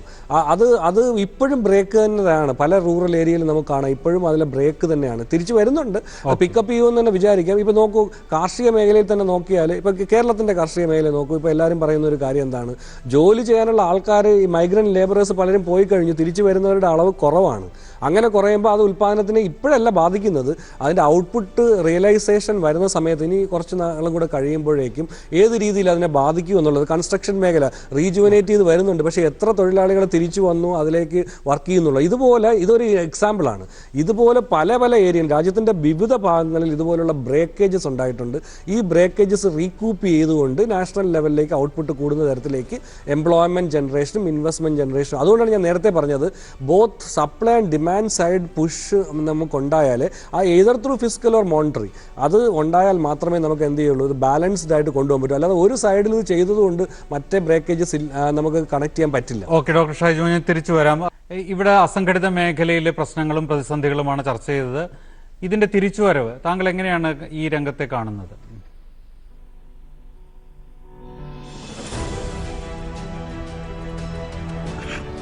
അസംഘടിത മേഖലയുടെ പ്രാധാന്യം, പ്രത്യേകിച്ച് അതിൻ്റെ GDP-യിലേക്കുള്ള കോൺട്രിബ്യൂഷൻ, മാനുഫാക്ചറിങ് ഔട്ട്പുട്ടിലേക്കുള്ള contribution, foreign exchange earnings, employment generation, ഇതൊക്കെ തന്നെ വളരെ കൃത്യമായിട്ടുള്ള കണക്കുകൾ, എക്കണോമിക് സർവേയിലത്തെ കണക്കുകൾ ഷൈജുമോൻ വളരെ വിശദീകരിച്ചിട്ടുണ്ട്. അതിൽ കൂടുതൽ ആഡ് ചെയ്യാനില്ല. പക്ഷെ ഒരു കാര്യം എനിക്ക് പ്രധാനമായി പറയാറുള്ളത്, ഈ MSMEs എന്ന് പറഞ്ഞാൽ അത് വളരെ വളരെ കോംപ്ലക്സ് ആയിട്ടുള്ള വളരെയധികം വ്യത്യസ്തങ്ങളായിട്ടുള്ള വ്യവസായങ്ങളും സേവനങ്ങളും ഒക്കെ തന്നെയാണ്. അതിൽ ചില മേഖലകൾ വളരെ പെട്ടെന്ന് തിരിച്ചു വരുന്നുണ്ട്. കൺസ്ട്രക്ഷൻ ബേസ്ഡ് ആയിട്ടുള്ള മേഖലകൾ പെട്ടെന്ന് തിരിച്ചു വരുന്നുണ്ട്. അതേപോലെ തന്നെ ഞാൻ പറഞ്ഞു ഓട്ടോമൊബൈൽ ഇൻഡസ്ട്രിയിൽ നല്ല ഗ്രോത്താണ് ഉണ്ടായിക്കൊണ്ടിരിക്കുന്നത്. അപ്പോൾ ഓട്ടോമൊബൈൽ ആൻസിലറീസ് ഉൽപ്പാദിപ്പിക്കുന്ന MSMEസിൽ വളരെ ശക്തമായി തിരിച്ചു വരുന്നുണ്ട്. പക്ഷെ അതുപോലെ തന്നെ ഹോട്ടൽസ് ആൻഡ് റെസ്റ്റോറൻറ്റ്സ്, ടൗൺസും അർബൻ ഏരിയാസിലൊക്കെയുള്ള ഹോട്ടൽസും റെസ്റ്റോറൻറ്റും പതുക്കെ തിരിച്ചു വരുന്നുണ്ട്. പക്ഷെ അതേ സമയത്ത് ടൂറിസവുമായി ബന്ധപ്പെട്ട ടൂറിസമാണ് 13% എംപ്ലോയ്മെൻറ്റ് ജനറേഷൻ. അതും ഇക്കണോമിക് സർവേ എന്നുള്ള ഡേറ്റയാണ്. 13% എംപ്ലോയ്മെൻറ്റ് ജനറേഷൻ ടൂറിസമാണ്. ലോകത്തിൽ തന്നെ ഏറ്റവും കൂടുതൽ എംപ്ലോയ്മെൻറ്റ് ജനറേഷനുള്ള ഒരു മേഖലയാണ്. ഈ ടൂറിസവുമായി ബന്ധപ്പെട്ട MSMEs ഉണ്ടല്ലോ, ആ ഈവൻ ഇൻക്ലൂഡിങ് ഹോട്ടൽസ്, ഹോസ്പിറ്റാലിറ്റി, അതൊക്കെ തന്നെ അവർക്ക് തിരിച്ചുവരവ് വളരെ ബുദ്ധിമുട്ടായിരിക്കും. മാത്രമല്ല അതിൽ കുറേ എണ്ണം വളരെ ബാങ്ക്രപ്റ്റ്, സത്യം പറയുകയാണെങ്കിൽ ബാങ്ക്രപ്റ്റ് ആണ്. കാരണം ഒരു വർഷമൊക്കെ തന്നെ കഴിഞ്ഞ മാർച്ചിൽ തുടങ്ങിയതാണല്ലോ. അപ്പോൾ ഒരു 10 മാസം ബിസിനസ് ഇല്ല, ക്യാഷ് ഫ്ലോ ഒന്നും തന്നെ ഇല്ല. അതേ സമയത്ത് ഫിക്സ്ഡ് കോസ്റ്റ് മുഴുവൻ ഇൻകർ ചെയ്യേണ്ടതായിട്ടുണ്ട്. ലോണിന് പലിശയും മുതലും തിരിച്ചടയ്ക്കണം, മൊറട്ടോറിയം ഉണ്ടെങ്കിലും കൂടി തന്നെ ഇലക്ട്രിസിറ്റി ചാർജസ് കൊടുക്കണം, റെൻറ്റ് കൊടുക്കണം. അങ്ങനെ ഒരു വലിയൊരു വളരെ സ്ട്രെസ്ഫുൾ സിറ്റുവേഷനിൽ കേരളത്തിൽ 2 ലക്ഷം ചെറുകിട ബിസിനസ്സുകാർ ഷട്ടർ ഇട്ടു എന്നുള്ളതാണ് ലേറ്റസ്റ്റ് ആയിട്ടുള്ളൊരു സർവേ കാണിക്കുന്നത്. അപ്പോൾ ആ തരത്തിൽ ഈ ടൂറിസവുമായി ബന്ധപ്പെട്ട MSMEസിൽ വലിയൊരു വിഭാഗം ബിയോണ്ട് റിപ്പയർ ആയി എന്നുള്ളത് വളരെ സങ്കടകരമായിട്ടുള്ള കാര്യമാണ്. അങ്ങനെയാണ്. പക്ഷെ ആ മേഖലയിൽ നിന്ന് ഏതിനൊക്കെ തന്നെ തിരിച്ചു കൊണ്ടുവരാൻ സാധിക്കും എന്നുള്ള കാര്യത്തിൽ തിരിച്ചു കൊണ്ടുവരണം. നമ്മളിവിടെ ഒരു നേരത്തെ പറഞ്ഞ ഒരു കാര്യം, ഓർഗനൈസ് സെക്ടർ, അൺഓർഗനൈസ് സെക്ടർ നമ്മൾ പറയുമ്പോൾ നേരത്തെ സഞ്ജീവ് ഒരു ചോദ്യം ചോദിക്കുകയുണ്ടായി ജസ്റ്റിൻ പോളിനോട് ഓഹരി വിപണിയെക്കുറിച്ച്. ഞാൻ ഈ കോളേജിൽ പഠിപ്പിച്ചതിന് ശേഷം ഈ സ്റ്റോക്ക് മാർക്കറ്റുമായി ബന്ധപ്പെട്ട് വർക്ക് ചെയ്യുന്നത് കൊണ്ട്, ഒരു ഇൻവെസ്റ്റ്മെൻറ്റ് സ്ട്രാറ്റജിസ്റ്റായിട്ട് വർക്ക് ചെയ്യുന്നതുകൊണ്ട് കൂടെ ഞാൻ പറയുന്നതാണ്. ഇതിനെക്കുറിച്ച് കാര്യമായിട്ടുള്ള തെറ്റിദ്ധാരണയുണ്ട്. ഇന്ത്യയിൽ മാത്രമാണ് ഈ സ്റ്റോക്ക് മാർക്കറ്റും റിയൽ ഇക്കോണമിയും തമ്മിലുള്ള ഡിസ്കണക്ട്. അങ്ങനെയല്ല. ഇന്നിപ്പോൾ stock market is A global stock market boom. അമേരിക്കയിൽ തന്നെ നാസ്ഡാക്കും S&P 500 ഡൗ ജോൺസും മാതിരി പിന്നെ യൂറോപ്പിലെ EX 600 സ്റ്റോക്സ്, പിന്നെ എമർജിംഗ് മാർക്കറ്റ്സിലെ സൗത്ത് കൊറിയ, തായ്വാൻ, ചൈന എല്ലായിടത്തും ബൂമാണ്. അതിന് പ്രധാനമായിട്ടുള്ള കാരണം ഈ സ്റ്റോക്ക് മാർക്കറ്റിൽ ലിസ്റ്റ് ചെയ്തിട്ടുള്ള കമ്പനീസിലെ വലിയ ശതമാനം ഓർഗനൈസ് സെക്ടറിലാണ്. ഈ ഓർഗനൈസ് സെക്ടറിന്റെ പ്രശ്നങ്ങളും ഉണ്ടായിട്ടില്ല. ഉദാഹരണത്തിന് ഇപ്പോൾ ഇന്ത്യയിൽ നോക്കി നോക്കൂ, ഫാർമസ്യൂട്ടിക്കൽ സെക്ടറിൽ പ്രശ്നം ഉണ്ടായില്ല എന്ന് മാത്രമല്ല, pharmaceutical sector has gained from the pandemic. IT സെഗ്മെന്റിൽ യാതൊരു പ്രോബ്ലം ഉണ്ടായില്ല. അവർക്ക് ഓർഡേഴ്സ് കൂടിയത് കാരണം പ്രോഫിറ്റബിലിറ്റി ഈസ് ഗോയിങ് അപ്പ്. അതുപോലെ തന്നെ ഓർഗനൈസ് സെക്ടറിൽ പ്രശ്നങ്ങളില്ല. Organise സെക്ടറിലാണ് stock മാർക്കറ്റുള്ളത്. പക്ഷേ ഓവർ വാല്യൂഷൻ ഉണ്ട്, അത് ഞാൻ സമ്മതിക്കുകയാണ്. ഓവർ വാല്യൂഷൻ ഉണ്ട്. പക്ഷേ ഫോറിൻ പോർട്ട്ഫോളിയോ ഇൻവെസ്റ്റ്മെന്റ് എല്ലാ രാജ്യങ്ങളിലേക്കും വരുന്നതാണ്. അത് നേരത്തെ പറഞ്ഞ മാതിരി ജസ്റ്റ് സൂചിപ്പിക്കുകയുണ്ടായി, അത് FDI ആണ് FPIനേക്കാളും പ്രിഫറബിൾ എന്നുള്ളത്. പക്ഷേ ഈ ഡിസ്കണക്റ്റിൽ വേറൊരു കാര്യം കൂടി ഉണ്ട്. ഡിസ്കണക്റ്റിൽ നമ്മൾ കഴിഞ്ഞ 2000 കൊല്ലത്തിൽ, അടുത്ത കാലത്ത് വന്നിട്ടുള്ള ഒരു കണക്കാണ് ബാങ്ക് ഓഫ് ഇംഗ്ലണ്ടിന്റെ, 2000 കൊല്ലത്തിലെ ഏറ്റവും കുറഞ്ഞ പലിശ നിരക്കാണ്. ഇന്ന് ഗ്ലോബലി $18 ട്രില്യൺ. ഇന്ത്യന്റെ GDP $2 ട്രില്യൺ എന്ന് ഓർക്കുക. $18 ട്രില്യൺ ഇൻവെസ്റ്റ് ചെയ്തിരിക്കുന്നത് ബോണ്ടുകളിൽ നെഗറ്റീവ് റിട്ടേൺസ് ആണ്. പലിശ നിരക്ക് 0 അടുത്താണ്. കൂടുതൽ പലിശയുള്ള അമേരിക്കയിൽ തന്നെ 10-year bond yield 1%. 1% 10-year bond yield ആണ്. S&P 500 ഇൻഡെക്സിൽ ഇൻവെസ്റ്റ് ചെയ്യുമ്പോൾ 2.6% റിട്ടേൺ കിട്ടുകയാണെങ്കിൽ അതിലേക്ക് പോണു. പിന്നെ റീറ്റെയിൽ ഇൻവെസ്റ്റേഴ്സ് വരുന്നു. ഇങ്ങനെ ഒരുപാട് ഘടകങ്ങളുടെ ഫലമായിട്ടാണ് ഈ അപ്പാരന്റ്ലി ഒരു മാർക്കറ്റ് ഇക്കോണമി ഡിസ്കണക്ട് എന്ന് തോന്നിക്കാവുന്ന, അത് ഞാൻ മുഴുവൻ തള്ളിക്കളയല്ല ചെയ്യുന്നത്, ഒരുപാട് പണം മാർക്കറ്റിലേക്ക് വരുന്നുണ്ട്. സാധാരണ ആളുകളെ സംബന്ധിച്ചിടത്തോളം ബാങ്കിൽ ഡെപ്പോസിറ്റ് ചെയ്ത് കഴിഞ്ഞാൽ 4.25% കിട്ടുന്നു, അല്ലെങ്കിൽ 5% കിട്ടുന്നു. അതിന് 20%, 30% പലിശയും കൊടുക്കണം ഉയർന്ന വരുമാനക്കാരാണെങ്കിൽ. സ്വാഭാവികമായിട്ടും പണം കൂടുതൽ investors will start searching for asset classes which will give them better returns. ഇതിന്റെ ഒരു ഡിസ്കഷൻ പൂർണ്ണമായില്ല എന്ന് തോന്നിയത് കാരണം ഞാൻ പറഞ്ഞതാണ്. അപ്പൊ ഈ ഓർഗനൈസ്ഡ് അൺഓർഗനൈസ്ഡ് ഒരു ഡിസ്റ്റിങ്ഷൻ ഉണ്ടല്ലോ, ആ കോണ്ടെക്സ്റ്റിൽ നമ്മൾ മനസ്സിലാക്കേണ്ടതാണ് ഓർഗനൈസ്ഡ് സെക്ടർ ഈസ് സേഫ്. കാരണം ഓർഗനൈസ്ഡ് സെക്ടറിന് കാര്യമായിട്ടുള്ള പ്രോബ്ലംസ് ഉണ്ടായി. ഇനി നമുക്ക് പരിശോധിക്കേണ്ടത് ഈ ചർച്ചയുടെ അവസാന ഘട്ടത്തിൽ പരിശോധിക്കേണ്ടത് പ്രത്യക്ഷ പരോക്ഷ നികുതികൾ അല്ലെങ്കിൽ പ്രതീക്ഷിക്കുന്ന നികുതി നിർദ്ദേശങ്ങളാണ്. ഡോക്ടർ സ്ഥാണു നായർ, ഇൻഡയറക്ട് ടാക്സസിൽ പ്രത്യേകിച്ചും GSTയിൽ ഒരു 15 മുതൽ 20% വരെ വർധനവ് ന്യായമായും പ്രതീക്ഷിക്കാവുന്നതാണെന്നാണ് എല്ലാ വിദഗ്ധരും ഒരുപോലെ പറയുന്നത്. എന്നാൽ ഡയറക്ട് ടാക്സസിൽ പ്രത്യേകിച്ചും ഇളവുകൾ ആവശ്യപ്പെടുന്നുണ്ട്. അതുപോലെ തന്നെ ഇൻകം ടാക്സിന്റെ കാര്യത്തിൽ നോക്കുകയാണെങ്കിൽ കഴിഞ്ഞ ബജറ്റിൽ ചില റാഷണലൈസേഷൻ കൊണ്ടുവന്നിരുന്നു. ഈ കോവിഡിന്റെ പശ്ചാത്തലത്തിൽ പ്രത്യേകിച്ചും മെഡിക്കൽ ഇൻഷുറൻസ് ഒക്കെ എടുക്കുന്ന ആളുകൾക്ക് കൂടുതൽ ഇൻകം ടാക്സ് ബെനിഫിറ്റ്സ് നൽകുന്ന തരത്തിൽ അതിന്റെ പരിധി ഉയർത്തണമെന്നുള്ള ആവശ്യം വന്നിട്ടുണ്ട്. അതുപോലെ തന്നെ ടാക്സ് ആളുകളുടെ കയ്യിൽ കൂടുതൽ പണം എത്തിക്കാൻ വേണ്ടി ഇൻകം ടാക്സ് കൊടുക്കുന്ന ആളുകളുടെ കൈവശം അതിന്റെ ലിമിറ്റ് വർദ്ധിപ്പിക്കണം. അത്തരത്തിലുള്ള ആവശ്യങ്ങൾ വരുന്നുണ്ട്. ഒപ്പം തന്നെ സെക്യൂരിറ്റീസ് ട്രാൻസാക്ഷൻ ടാക്സ്, അതുപോലെ dividend distribution tax, capital gains tax തുടങ്ങിയവയിൽ ഇളവുകൾ വേണം, അല്ലെങ്കിൽ അത് ചിലതൊക്കെ എടുത്തു കളയണമെന്നുള്ള ആവശ്യം തന്നെ വരുന്നു. എങ്ങനെ കാണുന്നു പുതിയ നികുതി നിർദ്ദേശങ്ങളെ പൊതുവെ, അല്ലെങ്കിൽ പ്രതീക്ഷിക്കാവുന്ന നികുതി നിർദ്ദേശങ്ങളെ?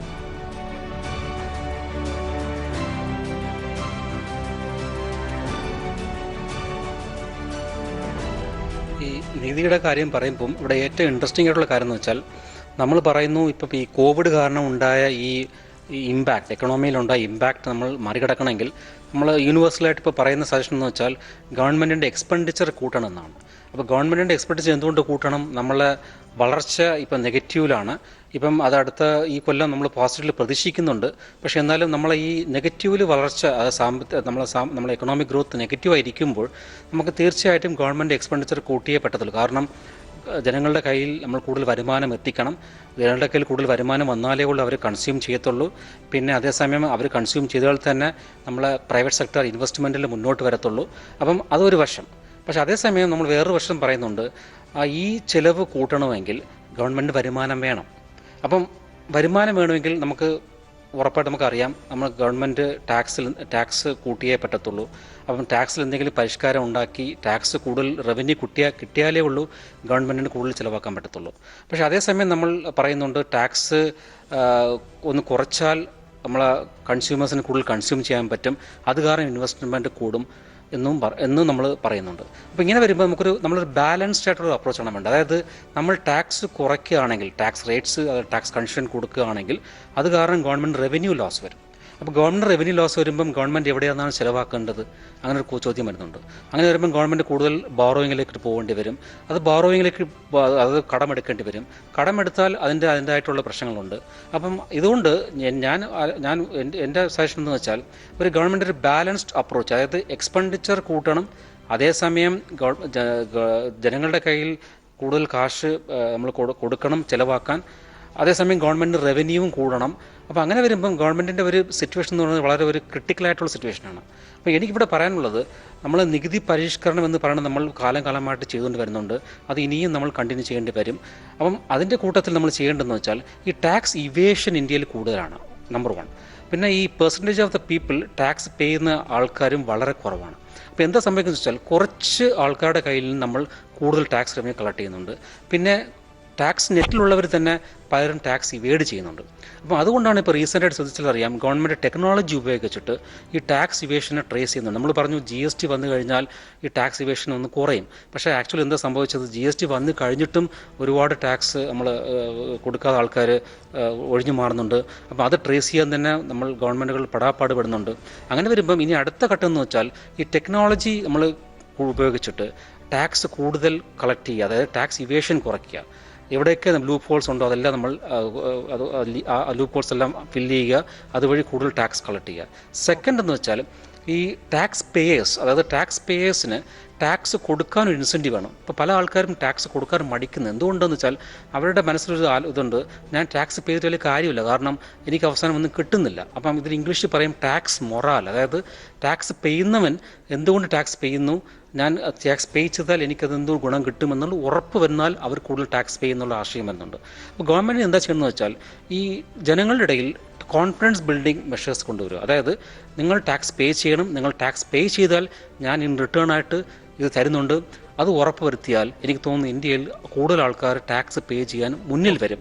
ഇപ്പോൾ എന്താ സംഭവിക്കുന്നത് വെച്ചാൽ പലരും ഒരു ഗിവൺ എ ചാൻസ് ടാക്സ് പേ ചെയ്യാതെ ഒഴിഞ്ഞു മാറാൻ ശ്രമിക്കുന്നുണ്ട്. അപ്പോൾ അത് മാറണമെങ്കിൽ രണ്ട് കാര്യങ്ങൾ, ഒന്ന് ജനങ്ങളുടെ ഇടയിലുള്ള കോൺഫിഡൻസ് ബൂസ്റ്റ് ചെയ്യണം, എന്തുകൊണ്ട് ടാക്സ് പേ ചെയ്യണം, അതുകൊണ്ട് നിങ്ങൾക്ക് എന്ത് ഗുണം ചെയ്യും എന്നുള്ളത് അവർ മനസ്സിലാക്കണം. രണ്ട്, ടെക്നോളജി ഉപയോഗിച്ചിട്ട് എവിടെയൊക്കെ ടാക്സ് ലൂപ്പ് ഹോൾസ് ഉണ്ടോ അതെല്ലാം നമ്മൾ പ്ലഗ് ചെയ്യണം. ഓക്കെ ഡോക്ടർ, ഇവിടെ ഡോക്ടർ ഷൈജുമോൻ പരിഹരിക്കാൻ പറ്റത്തുള്ളൂ. അതേസമയം നമ്മൾ ടാക്സ് റേറ്റ് ഡോക്ടർ ഷൈജുമോൻ, ഇവിടെ ഡോക്ടർ സ്ഥാനു നായർ വളരെ പ്രസക്തമായ രണ്ട് കാര്യങ്ങൾ നമുക്ക് പെട്ടെന്ന് ഇപ്പോൾ ജനങ്ങൾക്ക് നേരിട്ട് ബാധിക്കുന്ന രീതിയിൽ നാളത്തെ ബജറ്റ് നിർദ്ദേശങ്ങൾ വരാൻ സാധ്യതയുള്ളത് ഇൻകം ടാക്സിന്റെ കാര്യത്തിൽ ഏതെങ്കിലും സ്ലാബ് ഡിഫറൻസസ്, ഏതെങ്കിലും ആനുകൂല്യങ്ങൾ, അങ്ങനെ ഒന്ന്. രണ്ട്, കോവിഡ് സെസ് അല്ലെങ്കിൽ സർചാർജ് രൂപത്തിൽ ട്രാൻസാക്ഷൻസിനോ മറ്റേതെങ്കിലും കാര്യങ്ങൾക്കോ കോവിഡ് സെസ് വരുന്നു, അതല്ലെങ്കിൽ GSTയുടെ പുറത്തൊരു സെസ് വരുന്നു, അല്ലെങ്കിൽ സർചാർജുകൾ ഏർപ്പെടുത്തുന്നു. ഇതേതെങ്കിലും ഒന്ന് വന്നു കഴിഞ്ഞാൽ വ്യാപകമായി എല്ലാ ഉൽപ്പന്നങ്ങൾക്കും വില കൂടുന്ന ഒരു സ്ഥിതി ഉണ്ടാവും. അതുപോലെ തന്നെ ഈ ആംനസ്റ്റി സ്കീം, വിവാദ് സെ വിശ്വാസ് എന്ന രീതിയിൽ ആംനസ്റ്റി സ്കീം ഏർപ്പെടുത്തിയിരുന്നു. അപ്പോൾ ആംനസ്റ്റി സ്കീമൊക്കെ വഴി കൂടുതൽ റിയലൈസ് ചെയ്യാവുന്ന തുക, ഇങ്ങനെ പല മാർഗങ്ങളാണ് സർക്കാരിന് മുമ്പിൽ. താങ്കൾ മുന്നോട്ട് കാണുന്നത് ഏതാണ്? എൻ്റെ പ്രതീക്ഷ ഈ പരോക്ഷ നികുതി എന്തായാലും ഗവൺമെൻറ്റിൻ്റെ കയ്യിലല്ല, GST കൗൺസിലാണ് തീരുമാനിക്കേണ്ടത്. ചിലപ്പോൾ ഒരുപക്ഷെ ഒരു പ്രപ്പോസൽ ഗവൺമെൻറ് കൊടുക്കുമായിരിക്കും. GSTയിൽ അടുത്ത ഒരു വർഷത്തേക്ക് വല്ലതും റേറ്റുകൾ കൂട്ടുന്നത് ഒരു ശതമാനം കോവിഡുമായിട്ട് ബന്ധം അല്ലെങ്കിൽ 2% കൂട്ടുക എന്നുള്ളത് പ്രപ്പോസൽ കൊടുക്കാനേ കഴിയുള്ളൂ. പ്രത്യക്ഷ നികുതിയിൽ ഞാൻ ഒരു കാരണവശാലും സ്ലാബുകളുടെ ചേഞ്ചസോ റേറ്റുകളുടെ ചേഞ്ചസോ പ്രതീക്ഷിക്കുന്നില്ല ഇത്തവണ. പക്ഷെ പ്രതീക്ഷിക്കുന്ന ഒരു കാര്യമുണ്ട്. എന്താന്ന് പറഞ്ഞാൽ ഇപ്പോഴത്തെ ട്രെൻഡും അങ്ങനെയാണ്. നമ്മുടെ ഈ LTC പോലെ സെൻട്രൽ ഗവൺമെൻറ് എംപ്ലോയീസിൻ്റെ LTC കൺവേർട്ട് ചെയ്ത് എക്സ്പെൻഡിച്ചറിലേക്ക് മാറ്റി.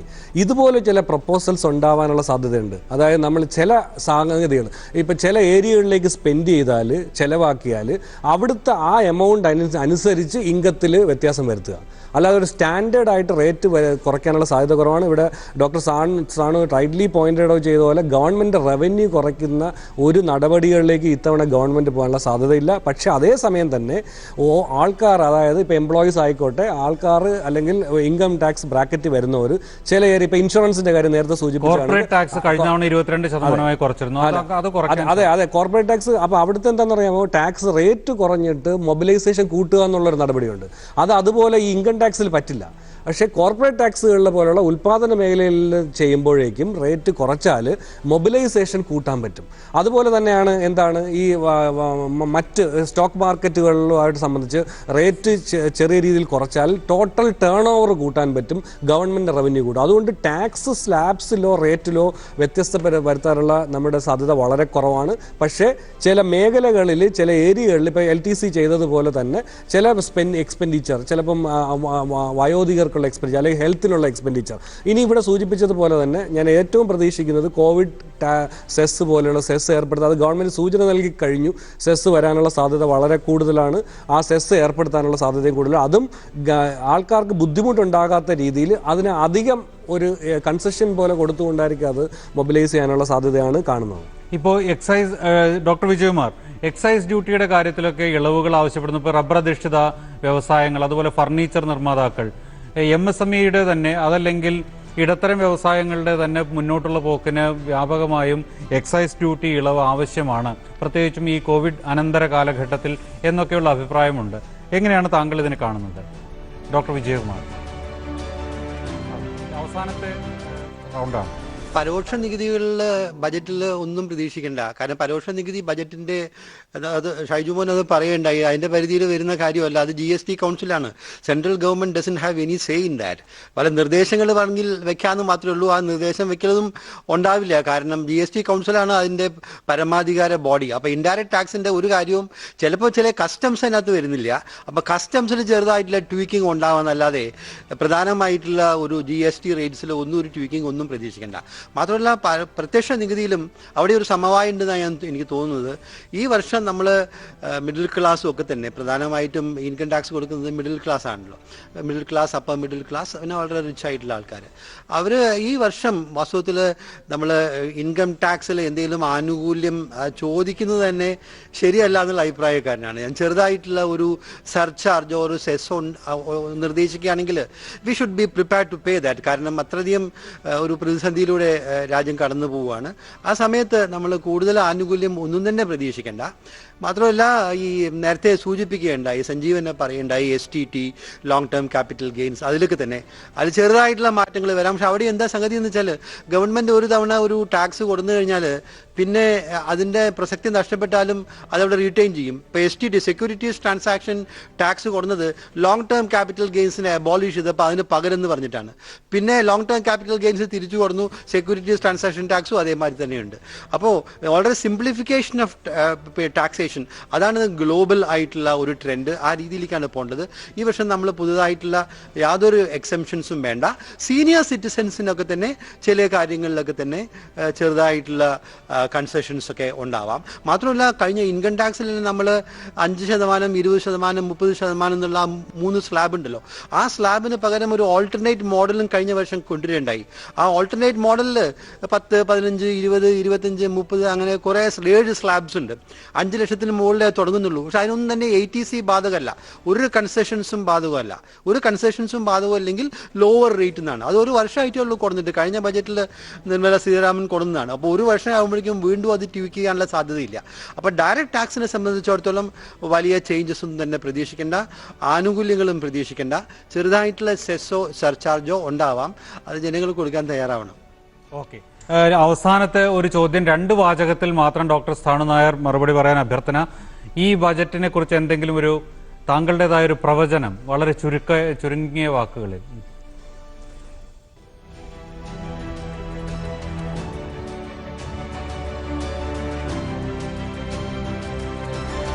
പ്രവചനം എനിക്ക് തോന്നുന്നു ഗവൺമെൻറ് കൂടുതൽ എക്സ്പെൻഡിച്ചർ ചെയ്യാൻ ചാൻസ് ഉണ്ട്, നമ്പർ 1. സെക്കൻഡ്, കോവിഡ് സംബന്ധമായിട്ട് ഒരു സെസ് തീർച്ചയായിട്ടും നമുക്ക് പ്രതീക്ഷിക്കാം.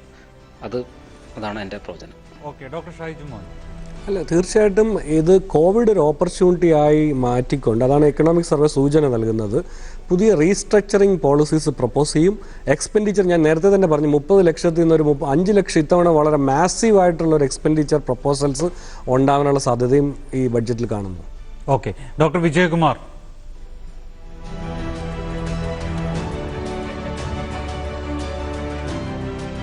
ധനമന്ത്രി പറഞ്ഞത് ഈ ബജറ്റിനെ കുറിച്ചിട്ട് A budget like never before എന്നുള്ളതാണ്.